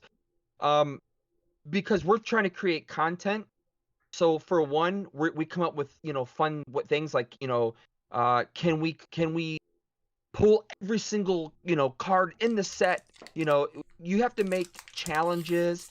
You have to do things that are inventive, do pack battles. You do all these different things, and that's why you eventually rip open. I'm not going to lie. We ripped open an entire case, basically, my family, just for us. Yeah. You know, we didn't film it. That was just for us.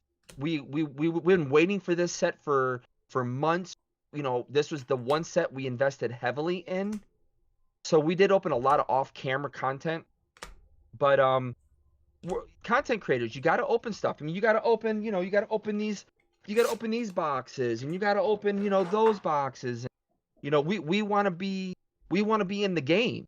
That's, we're having fun doing this, but at the same Yeah. time, Zen and I, we want to grow as YouTubers. We want to keep this party moving.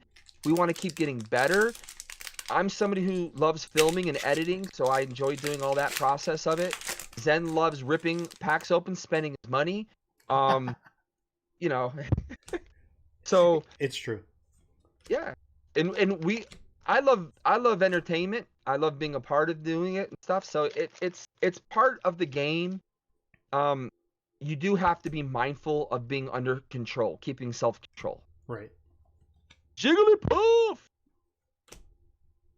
So that tin was almost a complete dud. I got one shiny Deontay in that one. Golden War Turtle opening half an ETB of Hidden Fates before he realized it wasn't recording. Zen has a problem hoarding. I do. I am a hoarder. I will admit to that. I do have a quite a bit of stuff that I keep sealed. Yeah. If it wasn't for Zen, I wouldn't have a sealed collection. Zen's the one who got me into holding stuff sealed. So, I mean, and if we really think about it, from back when him and I first started talking, that's when I was like, okay, I guess I got to start doing it. So, but hey, you know what? Real Breaking Nate said on Polish Rob's show, somebody posed the question to him, do you ever open packs off? What was his answer? Nope. Yeah, he doesn't. Very little. He doesn't do it. Very little. But we have kids, and they love making the videos, but they also don't like making videos too. And so what we do is we sit down as a family, and we just literally just open packs up for fun. No pressure. Because, anybody who doesn't know our channel, EpicTube, Ethan, he's the one we really started all this around because he wanted to be the YouTuber. He wanted to really go, take our channel into something else. But he started getting very demoralized because every time we opened on camera, man, that kid would not pull nothing. And he would get really frustrated and upset. The minute he opened a pack up off camera, though, fire, right away. And so it just really demoralized to wanting to open stuff on YouTube. That's why you guys don't see him as much anymore. He just really believes his luck is just gone if he's being filmed. And, so that's why we open a lot of stuff off too. So right. Yeah. And, El Cannon brings up a really good point. He's buying singles now, or she, basically that is the way to go. It really is the way to go. I mean, if you look at how much money it's going to cost you to open all this stuff up, buying singles is definitely the way to go. Yeah. But it does, there we go. Oh, nice. There you go. But it does take the fun aspect out of it, right? Because that's why we open packs, right? We like to have the fun of opening the packs up. And so if you buy the cards, which I think is a great idea, and it's going to save you some money, but it's just not as fun. So, but then there's also, like, for example, I still haven't pulled the shiny Charizard. And how much does that cost, right? So if I were to buy the shiny Charizard, what's it going to cost me? What are all of the evolutions going to cost me if I wanted to buy them all? It's still very, very expensive, even if you decide just to buy the singles. It's still an investment. Zen, you see my Eevee comment? I did see your Eevee comment earlier. You said send all the Eevees to you. I got a couple here. Yeah. I got a couple. Yeah, Toxicroak made a great point earlier. I did see it, Toxicroak. And that is, he thinks they may have made these sets so large to force trading. So, like, similar to the games, and as many who play Pokemon Go now know, they're really pushing the whole trade with people. And they've been doing that since, pretty much day one. Yeah. It is a great point. That could be why they're making the set so big. I don't know. I think at the end of the day, though, man, for any average human being, it's impossible to collect the sets without having to go buy. If we weren't YouTubing, yeah, I wouldn't be opening as much as I do. We'd definitely be looking to buy singles, complete them on, for ourselves. But there's also some self-gratification. It's just knowing that you've pulled every single card, Right. knowing that you put the work in. It was you that did it. You worked hard to buy that product. You brought it home. You went through the ups and downs of opening pack. There's just something there, a gratification that you just can't get anywhere. I don't feel you can get any other way. So I've opened up over 1,400 packs of Hidden Fate. Wow. And I've yet to pull the shiny Charizard, not one. And I still need 3 cards. And those 3 cards are over $100 a card now. Right. So, it's like, well, I'd rather just buy a case and try my luck with the 12 again. Just because, one, it's great content for the channel, because everybody still loves seeing Hidden Fates open. That's true. Yeah. And it's fun. And there's just something in me, because I'm a former athlete.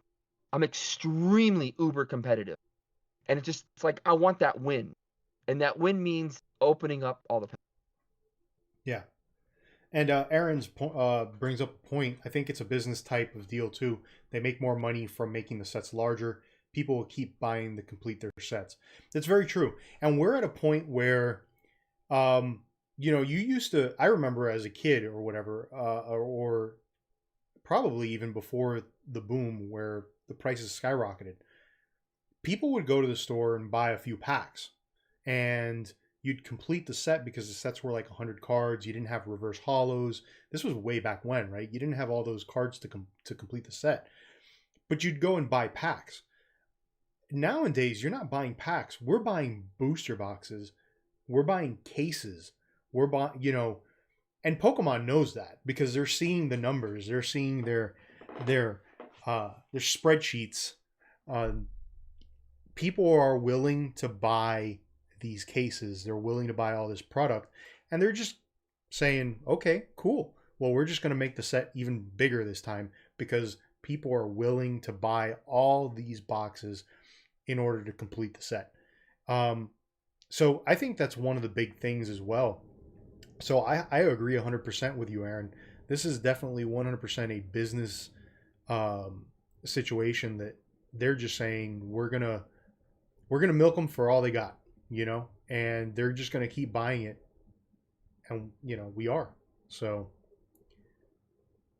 yeah, that was the point I had made was it you and I were talking, Zen, off cam, or it might have been when I was talking in the live, was the difference is the fact that people went from going to the store to just buying a couple packs to suddenly you're getting a booster box, and you're like, booster box was a huge thing just a year ago, to now the booster box isn't enough anymore.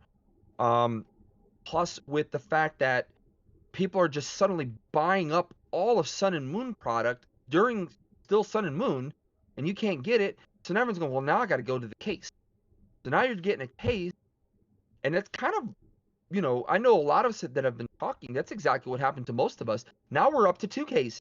yeah, If you're not buying 2 cases, it's like, don't even bother. And, there's some good justification to buying it that way, though. We saved a lot of money buying it, pre-ordering, and buying it by the case. We saved a lot more money doing it that way. Yeah. Well, I mean, like, for example, El Canon does bring up a good point, and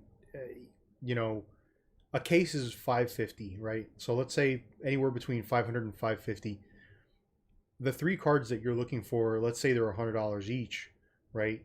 He says that's $300. So just get the singles. And the math, yeah, I mean, honestly, it is cheaper to just buy the singles. Now, if you were to sell some of the cards that you pulled, you'd probably be able to make back that money. That difference between the $200, the $200 difference, you'd probably make that back with Hidden Fates.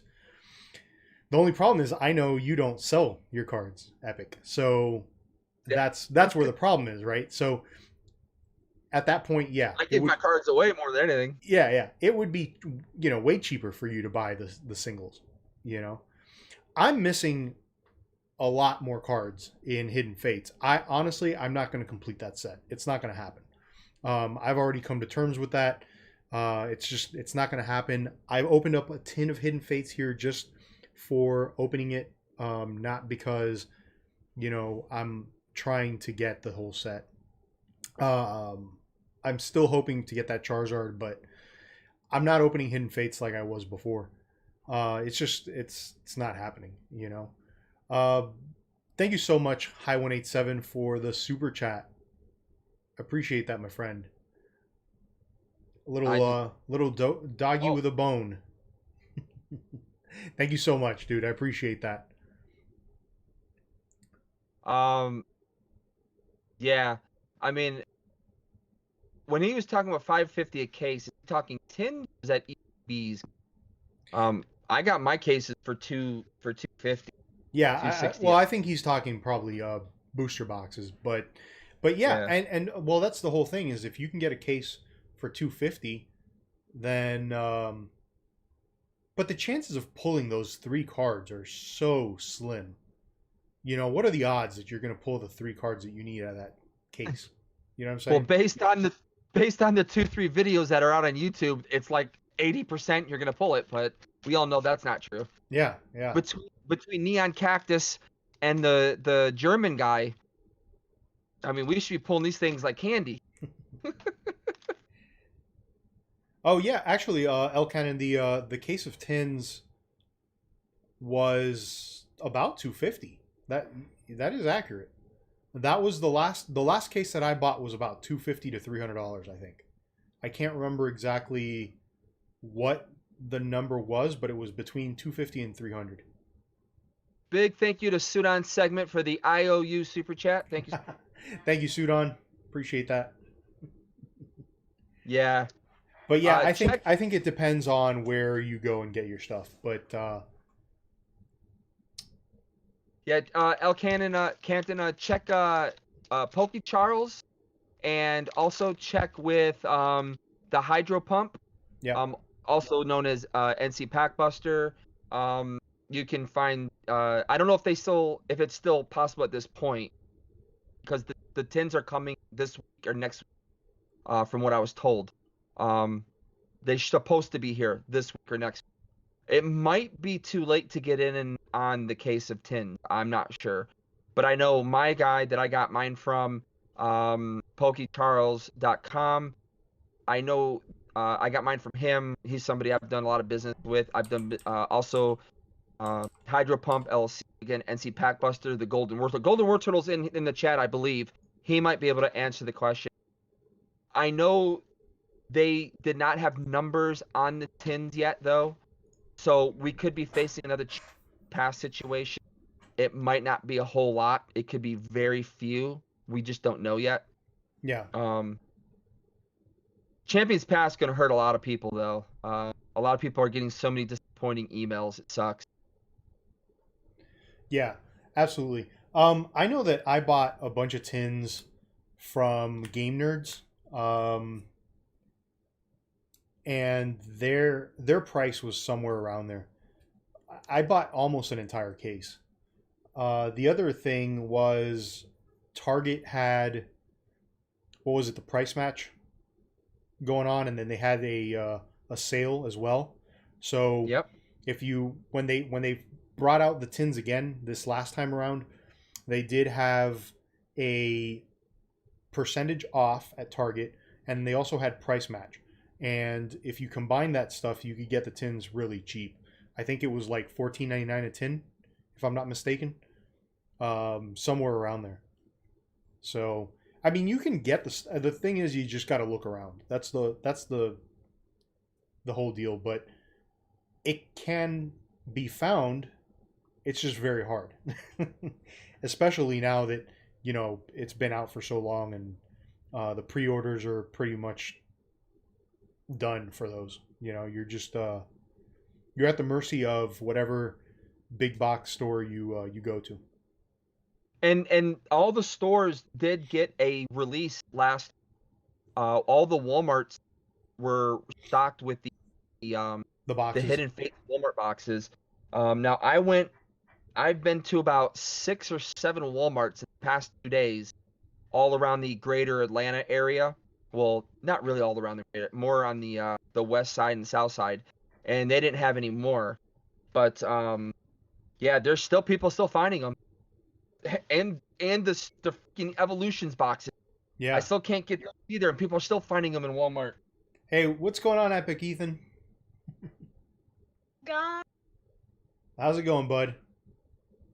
So good. yeah, this stuff that I'm opening, guys, was stuff that I picked up specifically for tonight's video.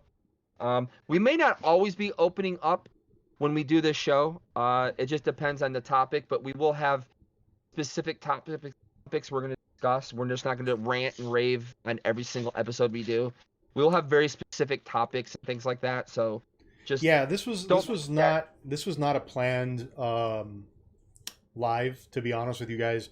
Like I mentioned earlier, I was gonna go live, and I was just gonna open up Shining Legends because that's what you guys voted on. And then I just asked Harley if he wanted to jump in and be in the live with me. And then I said, well, why don't we do a trial run for the Epic-Zen show and try out all the new graphics that we've got going on, make sure everything's working properly so that once we do start the actual Epic-Zen show, it's all good to go. But for the majority of the show, we will not be opening packs. I mean, that's just something that it's going to be more of a talk show. It's going to be more of a Pokecast. We may open a pack here and there, but it's definitely not going to be like today where we opened up, 20 packs or anything like that. So it's going to be a little bit different than this, for sure. Do we have Epic Ethan? Oh, okay. Here we go. We got Epic Ethan opening up stuff. He wants to open packs. He wants to rip. So I said, yeah, come on. There you go. So I did pick something up this week that I think is also kind of interesting. It goes towards our earlier conversation regarding the hobby and investments and all that fun stuff. Yeah. But I picked up these two. They're the two gold cards from Hidden Fates. Mm-hmm. The Solgaleo GX and the Lunala GX. And I was able to pick them up in slab form. I got them as PSA 9. And I just felt like the price was way too good to pass up on these. I paid $15 up for these two. So they're PSA 9s. They're not 10s, but they're. But I paid $15 each. And I was thinking, like, well, a lot of people had a hard time getting a hold of the boxes that come with it. So I was thinking these were probably like a really nice thing to get and to hang on to. But then I checked the pop report, and it's insane how many 10s these things came with. Right. In fact, there's very few 9s. Very few 9s. But there's like a boatload of 10. And I was just like, oh man, I thought I got like really lucky. But I do love these cards though. I do really like these cards. So I'm happy I still got them. Well, they're really nice looking cards. But yeah, I think what ended up happening was they have the Rayquaza statue box, which had those promos in it. But then they also have the boxes with the Rayquaza Jumbo. And I think that's why there's so many of them. Yeah. I forgot about those. Yeah. I have one right behind me. Yeah. And I completely forgot. I forgot that they had those in there. So it really makes me upset now that I didn't buy more of those, because those were in Target for the longest time. Yeah. And there would always be a ton of them. And I'm just like, I can't believe I just didn't. I passed up on those. Yeah, so where are we at here? This is it's gonna be the Epic-Zen show, no matter which channel it goes on. That's just the name of the show. We didn't put a lot of thought into it, to be honest with you. It was a name that came up during somebody's live stream. And was it your live stream that we were I don't remember whose it was, but we were on a live stream basically, and we were just throwing out names, and so this one kind of just stuck. I didn't even think that Harley was going to go for it, but he was like, no, let's do it. I'm like, all right, cool. Let's go. I mean, we talked talk enough as it is. I'm like, that was how Adam got started, because they're like always talking, and they're like, well, why don't we do it on YouTube? Yeah. And that's where we got the idea from. It's the same thing. We're always talking. So, we're very supportive of each other, and I just like, yeah, let's do it. Yeah, So, absolutely. yeah. Again, I'm not always whining or moaning or whatever. So it's just like I said, there's specific topics that we're gonna discuss or talk about.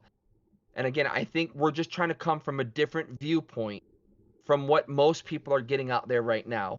And that is you're really getting a lot more from the straight up investor viewpoint. And, what are their intentions? Are you getting sincere intentions behind those viewpoints, or are you getting intentions based on their personal needs? So we're just trying to come from a different angle. And we're definitely going to be wrong stuff for a lot of people. There's gonna be a lot of people who are gonna disagree. I mean, if I can tell you right now, if PokeRev heard us talking, he definitely disagree with probably what I said. I just, like I said, I'm not doing it out of malice. I'm just trying to point out, I think there are different reasons why people do things. It is what it is. So we shall see. Let's see. I found this tonight. Yu-Gi-Oh! Oh, nice. All by itself. Oh, you gotta open It's a first edition. Nice. Battles of Legend. So Canon is asking, are people's orders getting canceled for Champions Path? I ordered 10 ETBs, 10 pin collections, and 10 Marnie boxes. From where, though? Yeah, where'd you get those from? So here's the deal with Champions Path right now. The sellers, the resellers, the people that, from GameStop, I don't know if GameStop is going to be canceling orders. They have in the past with other sets. I have also bought from GameStop. I put in some pre-orders with GameStop. I'm hoping that they don't cancel, but it's going to be hard to see. It's going to come down to when the set actually comes out. I do know that a lot of retailers or a lot of resellers are not getting the allocation they thought they were going to get.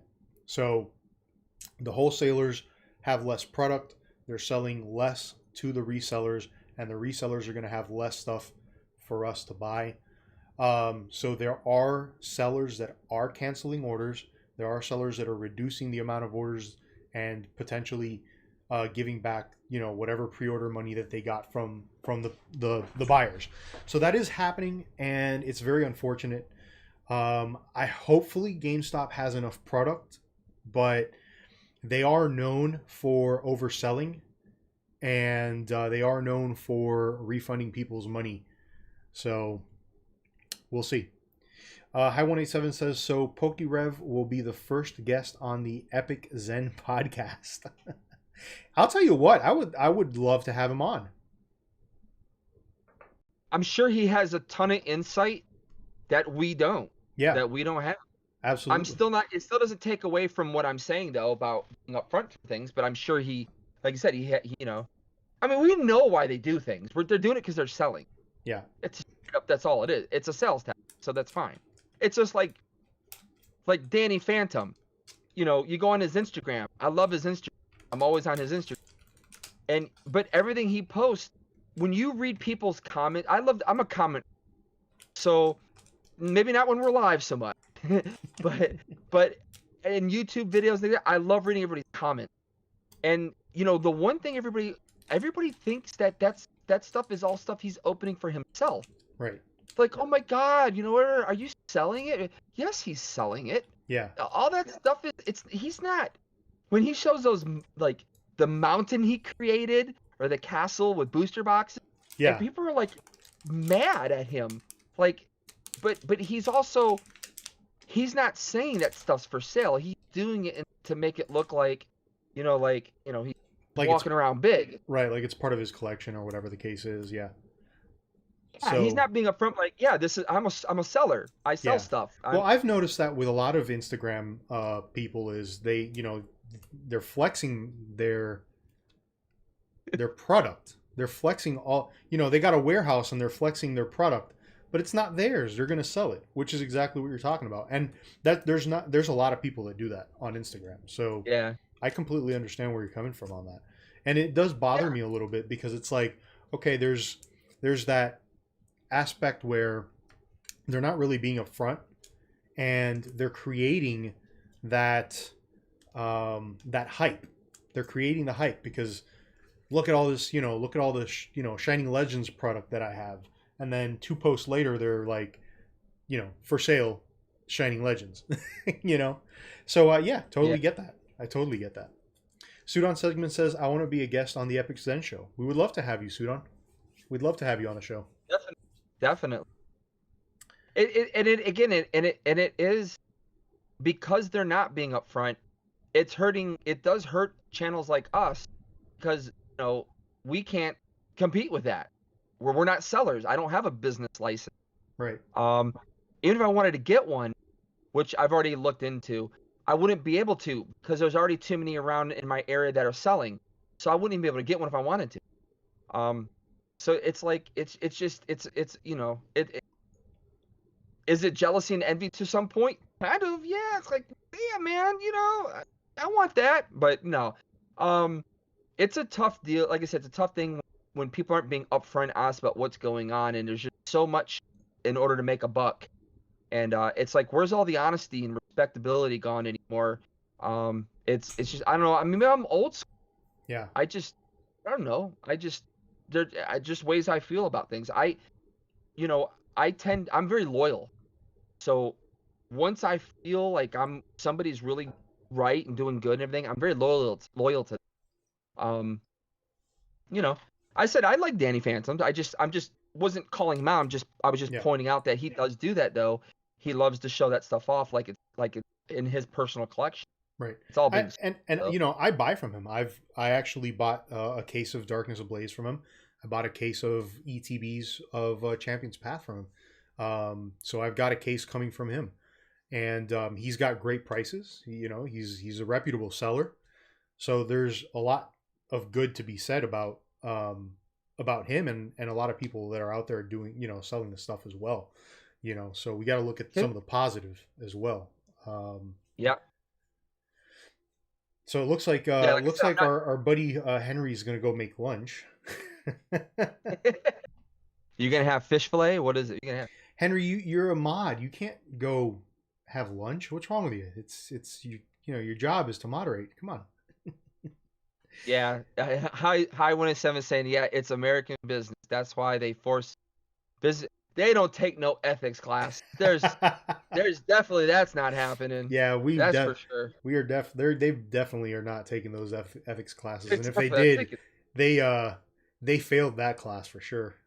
A lot of sellers in the Pokemon community failed that class. There's a guy I follow. He has a stand at Frankensons, and he does this stuff too. But he puts it up like, "Hey man, DM me for prices." It's like. But you know what you're getting with those people. Plus, my Instagram is so full of people who they follow me, and then I go to look who they are, and all the thing says I'm a seller. I'm like, well, I'm following people because of their awesome content, their creativity, things like that. I don't want to follow like a gazillion sellers that don't. It means nothing to me. I mean, yeah. When I want to find product, see, I'm one of those people, when I walk into a store, I do not want to be approached. Don't approach me. Don't do it. Don't stay away from me. And I hate that. Like when you go into a store and can I help you, sir? I'm like, leave me alone. I'll when I need you, I'll come get you. Yeah. But let me breathe. Let me peruse and look around. Yeah. I don't need you to come up on me and be like, oh, what can I help you with today? Do you want to look at this? I'm like, I've worked in sales. I mean, I wouldn't even qualify as working in sales, honestly, at this point. But yeah, I don't like being pressured like that. Yeah. And, no, absolutely. That's definitely a pet peeve of mine. Whenever I go to a store, the last thing I want is somebody to try and sell me stuff. It bothers me to the point where I'll leave. You know, if they're too insistent and they keep coming back and you're like, well, yeah, I'm just looking around, you know, and they keep coming back and you're like, okay, dude, back off here. You know, I mean, I already told you, you know, I'm looking around. I don't need, you know, to sell me on something. So yeah, that bugs me a little bit. We went to a furniture store not that long ago. I'm like, well, we can't walk around the store? Are we not allowed to or something? I mean, like, they come running up to you. I understand why they're doing it, commission and all, but it's just like, you know, hey, take it easy, shiny Umbreon. I forget. But yeah, it's just like, you know, let us peruse, let us walk, you know, give us a few minutes, and then when we're done, you come up to us. But it's like, dude, you know, just open the door, crack the door open, you know, give us a second. But yeah, Instagram's gotten like that a lot. It's just like all these notifications of people following you that are all trying to sell something. It's Yeah. like, you know, I mean, hey, I got these because True Collectibles is where I bought them from. I wasn't gonna say their name because I was a little mad at them for this issue that they did. Did anybody happen to see this on Instagram? The bonus blister pack that my two targets I went to had 100. Anyways, I know it doesn't make any sense what I just said, but Yeah, I got I don't these know from what's them. going on. I don't know what you're talking about. Well, do you remember we were talking about they posted they wanted $8 for these, Oh yeah. and we were like, yeah, I was like, are you seriously? And people bought them. They were like, Right. claim. I'm like, you could get these for $4 though, at Targets and Right. Walmarts, Right. games. But I got these from them, and I found them because they popped up, and you know, and I follow them, and they do put some good stuff up sometimes. It's like, oh yeah, you know what? That is pretty good. I don't like the way they do their business though. They're like, you know, give me an offer, give me. I'm like, but you're a shop, you're a store. Why don't you just put a price up? Yeah. No, they're playing the bidding system, and so sometimes I'm just like, you know, I just swipe off of it. But they had these up and they were like, yeah, we want 15 a piece for them, first come first serve. I was like, cool. I hopped in, I got on, I got them. That worked out great. Yeah.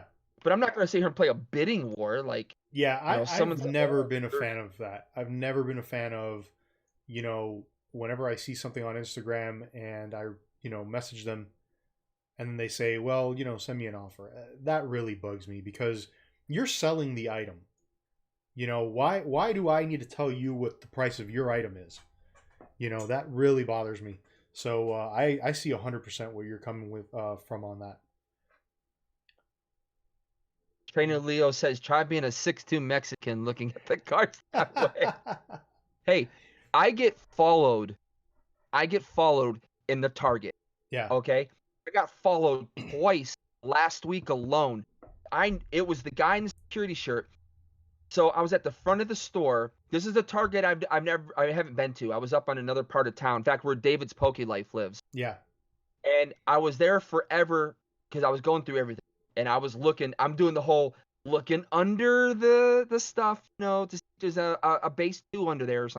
Yeah. And Right. I'm looking around, and then I grabbed what I wanted. I started walking over to the back section where they keep the other part at, and I just happened to notice. I stopped to look at something, and I saw the security guy there, and he was there, and I didn't think anything of it at first.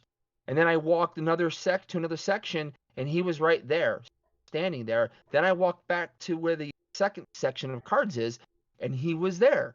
And then I walked over to where they keep the Funko Pops. Sometimes they'll have another section there. And I swear he followed me. And when I walked back to the front of the store, he was walking back to the front of the store with me. And this happened 2 times. And I'm like, dude, you know, they're thinking maybe I'm taking product and I'm gonna go walk down an aisle, rip it open, and try to probably steal it. Right. But yeah, I mean, I'm a fairly big guy. I'm not little, so you know, I don't know if that makes a difference. But yeah, I get followed sometimes. Yeah. Not in Walmart's, but Targets they do though. Yeah. And they eagle eye. Target they do have the eagle eyes. I know that like in the card section in my Target, um, they usually have the cashiers keeping an eye on the cards. You know, because like I've been there and I've been looking at the cards. Now I take my time. Like when I'm buying something at the store, I usually will stand there for a long period of time because I'm very indecisive and I'm just looking at all the stuff and I want to make sure I'm buying the right items or whatever the case is. And so, you know, I'm just standing there and I'm, you know, shuffling through the products, trying to see if there's anything behind it or whatever. And I've noticed several times that the cashier, you know, behind me is just staring at me, like just waiting to see, you know, what I'm gonna do. And it's like, I just want to buy Pokemon cards. Like, is it, you know, do you have to have your eyes on me the whole time? It's very uncomfortable when you've got somebody staring you down. But yeah, it's crazy how they do that at Target. But then again, they kind of have to because I have gone to the cards section and I have seen cards just laying around. So somebody's going in there and, you know, doing that stuff. So Yeah. I saw it today when I went out to go pick up when I went out to go pick up these boxes of Shining Legends. Stuff was opened everywhere, you know. Especially at Walmart. The one Walmart I went to, in the back in the kids section where they keep some, you know, they keep the other, like, I don't know why they have a section for Pokemon stuff, but everything was all open. yeah, All open. yeah. So yeah, not very good, but I see what are they saying? Oh, Small says must be a fan following you. No, definitely not a fan, that's for sure. Because I act the same. I'm just like Zen. I Yeah. take my time. I'm looking around, seeing if there's anything. Alcanon says first rule of negotiation: never be the first one to throw a price out. Yep. Yeah, I wait. I watch them do those things on their Instagram, see who throws stuff out. Yeah. But slowly and surely, people keep going higher and higher and higher, and it's like, Exactly. well, he said, I mean, I put in that I wanted these 15. What if somebody had DM'd them and said, well, I'll pay you 20 for them. I'm told I got these. Next thing you know, they go, well, sorry, we don't have any more.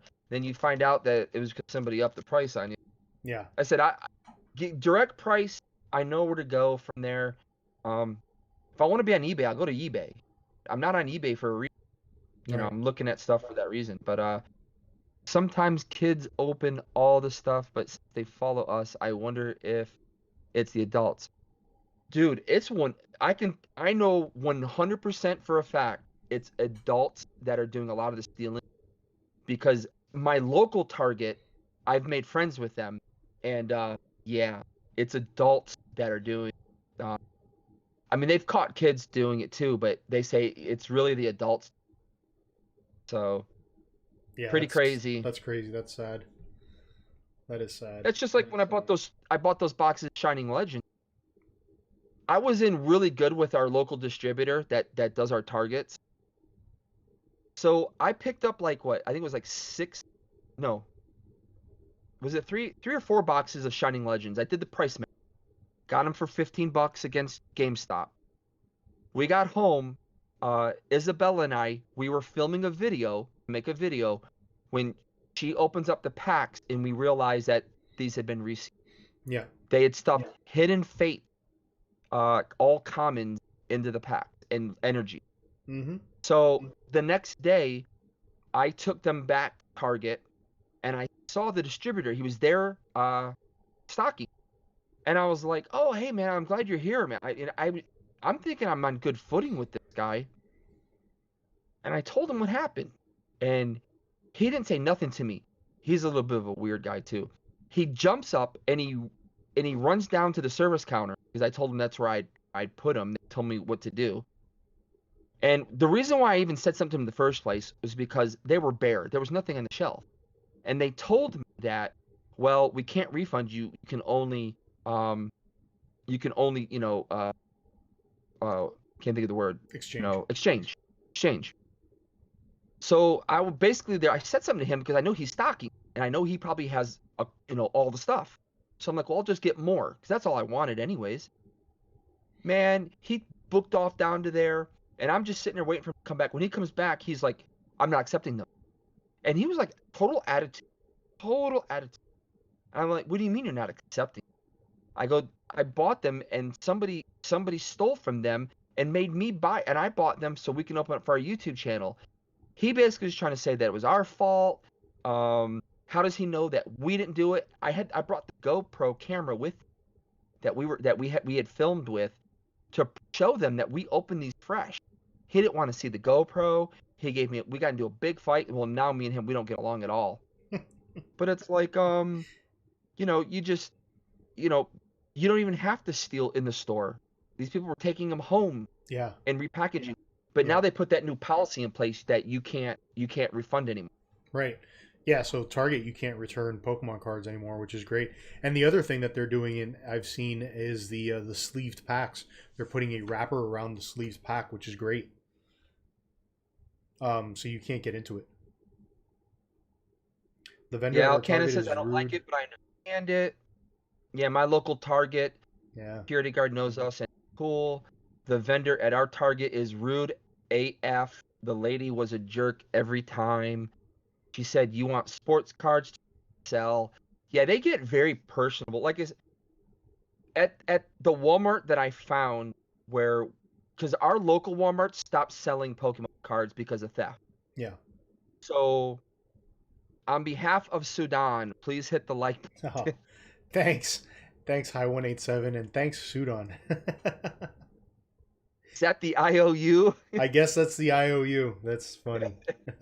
Sudan. So now Thank you you, got an man. IOU. Thank you. I appreciate it, dude. Thank you so much. Yes. On behalf of Zen, he thanks you. And Zen talks nothing but great stuff about High187. So, and no, just in case you're wondering, he's never said anything about you. I'm in the oblivious zone like everybody else, so don't worry about that. Yeah.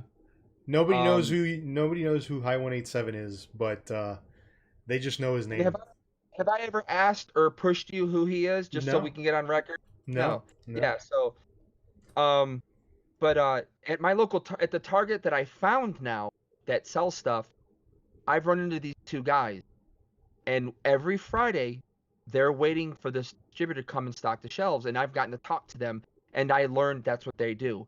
They buy up all the good sports cards immediately, and they run home and they're putting them up on eBay. They told me.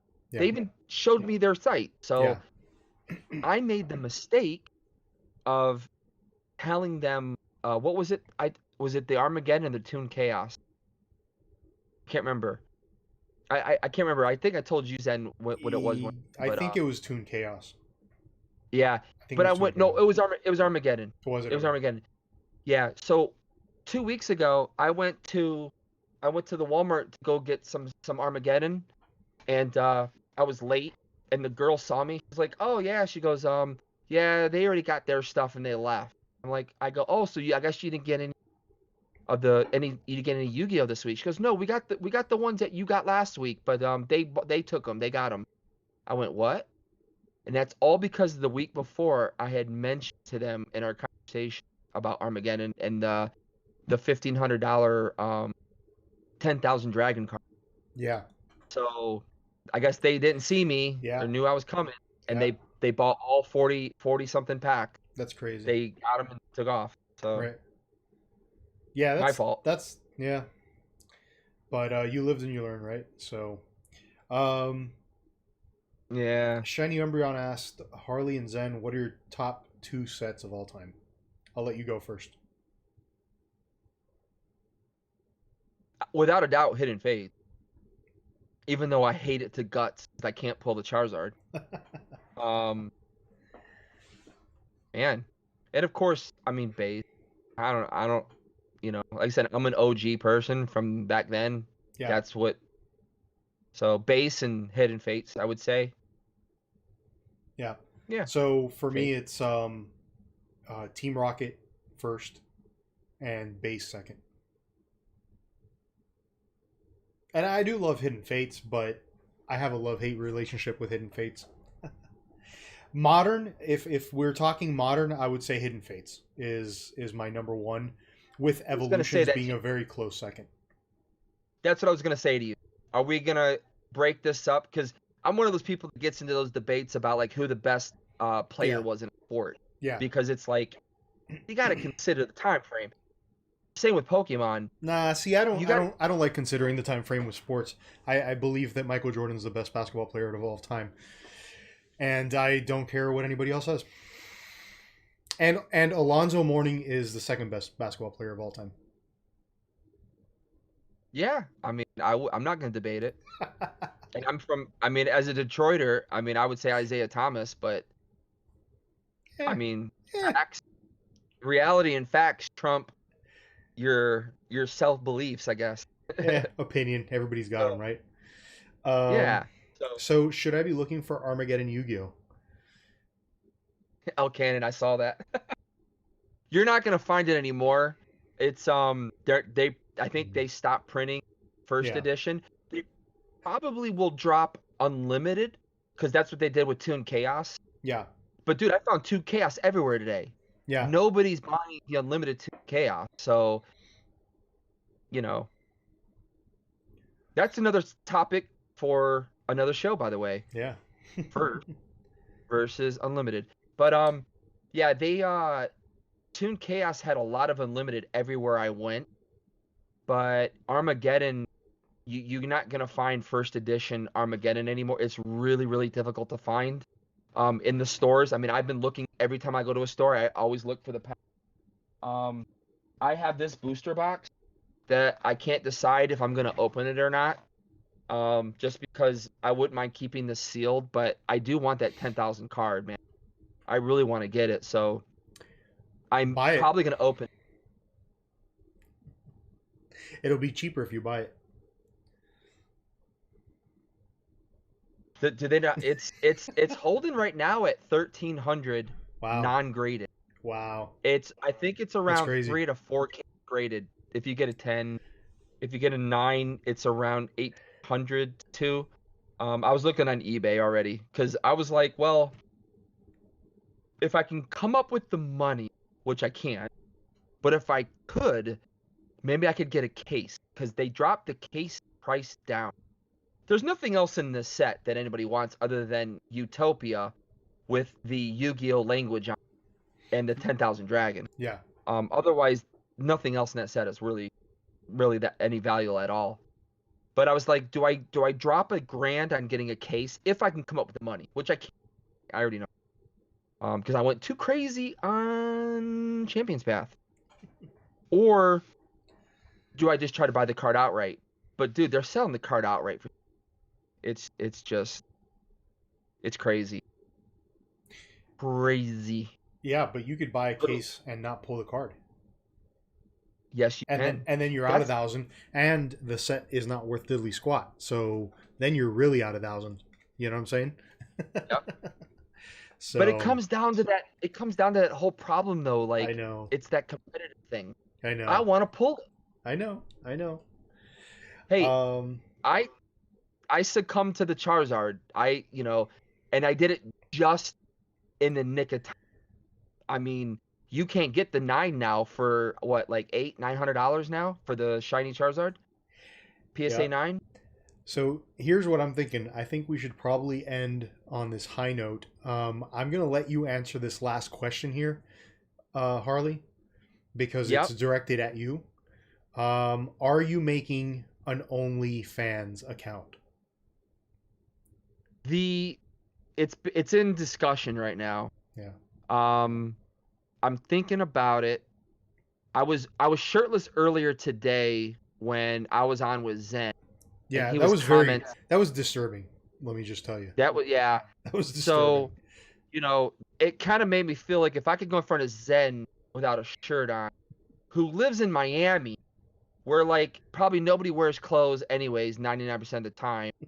I could probably start the OnlyFans. Mm-hmm. Yeah. I mean, I don't see why not. So, I mean, the girls are all doing it. Oh, so, yeah. Oh, yeah. Can't I? Why can't I start an OnlyFans? All the girls are. You could. You absolutely could. I don't think there's any problem with it. I think you should do it. I'm not going to be subscribing or anything like that, but you should definitely do it. It'll be just my eyes. So that's all they see. Maybe Sudan also subscribes since he's asking the question. I know, right? It's kind of worrisome, actually, that he's talking. Yeah, PSA 9 on eBay. I'm seeing 800, 875, 850. Is that 900? We're close to 9. Yeah, it's up there, dude. Yeah. It is up there. So I think I paid 275, maybe. I think I also had to pay tax though. Stupid eBay. Yeah. So I may have paid close to 300 for my 9. So it was a good thing to do. I know Polish Rob, he decided not to do it. Now he's not gonna be able to get one. They're expensive. Pretty much. Yeah. But All right. yeah, Well, I think we should probably call it quits here. OnlyFans coming. OnlyFans, Harley, EpicTube HD. They're doing it. It'll be interesting. Again, anybody who cares to see me on television said check me out tonight. They'll replay it on Investigation Discovery. I look fat as hell on there too, man. I picked the wrong time to get off keto. You put on the weight, yeah. That's whatever. But how long is the episode or the movie? The episode is 1 hour long. It's I'm in it in the first 20 minutes like a couple times, and then I'm more in the back half of it. I'm mostly all in. So yeah, Cool. it was fun. Well, I'm gonna go. I'm gonna go check it out for sure. All right. So that's it, guys. I got nothing else. All right, Thank guys. you so much for tuning in. Yep. Thank you so much. We appreciate it, and thank you very much for the super chats. Really appreciate that as well. And hopefully, we will have some sort of a schedule for the Epic-Zen show at some point. Yes. We haven't really talked about when we're gonna do it, but hopefully we'll have a schedule for it. And like I said, we're probably going to be doing a lot more talking and less opening of packs moving forward. But this was kind of a trial run, and hopefully we can continue to do it. Definitely enjoyed it, and I guess we'll see you guys later. That's it. See you guys.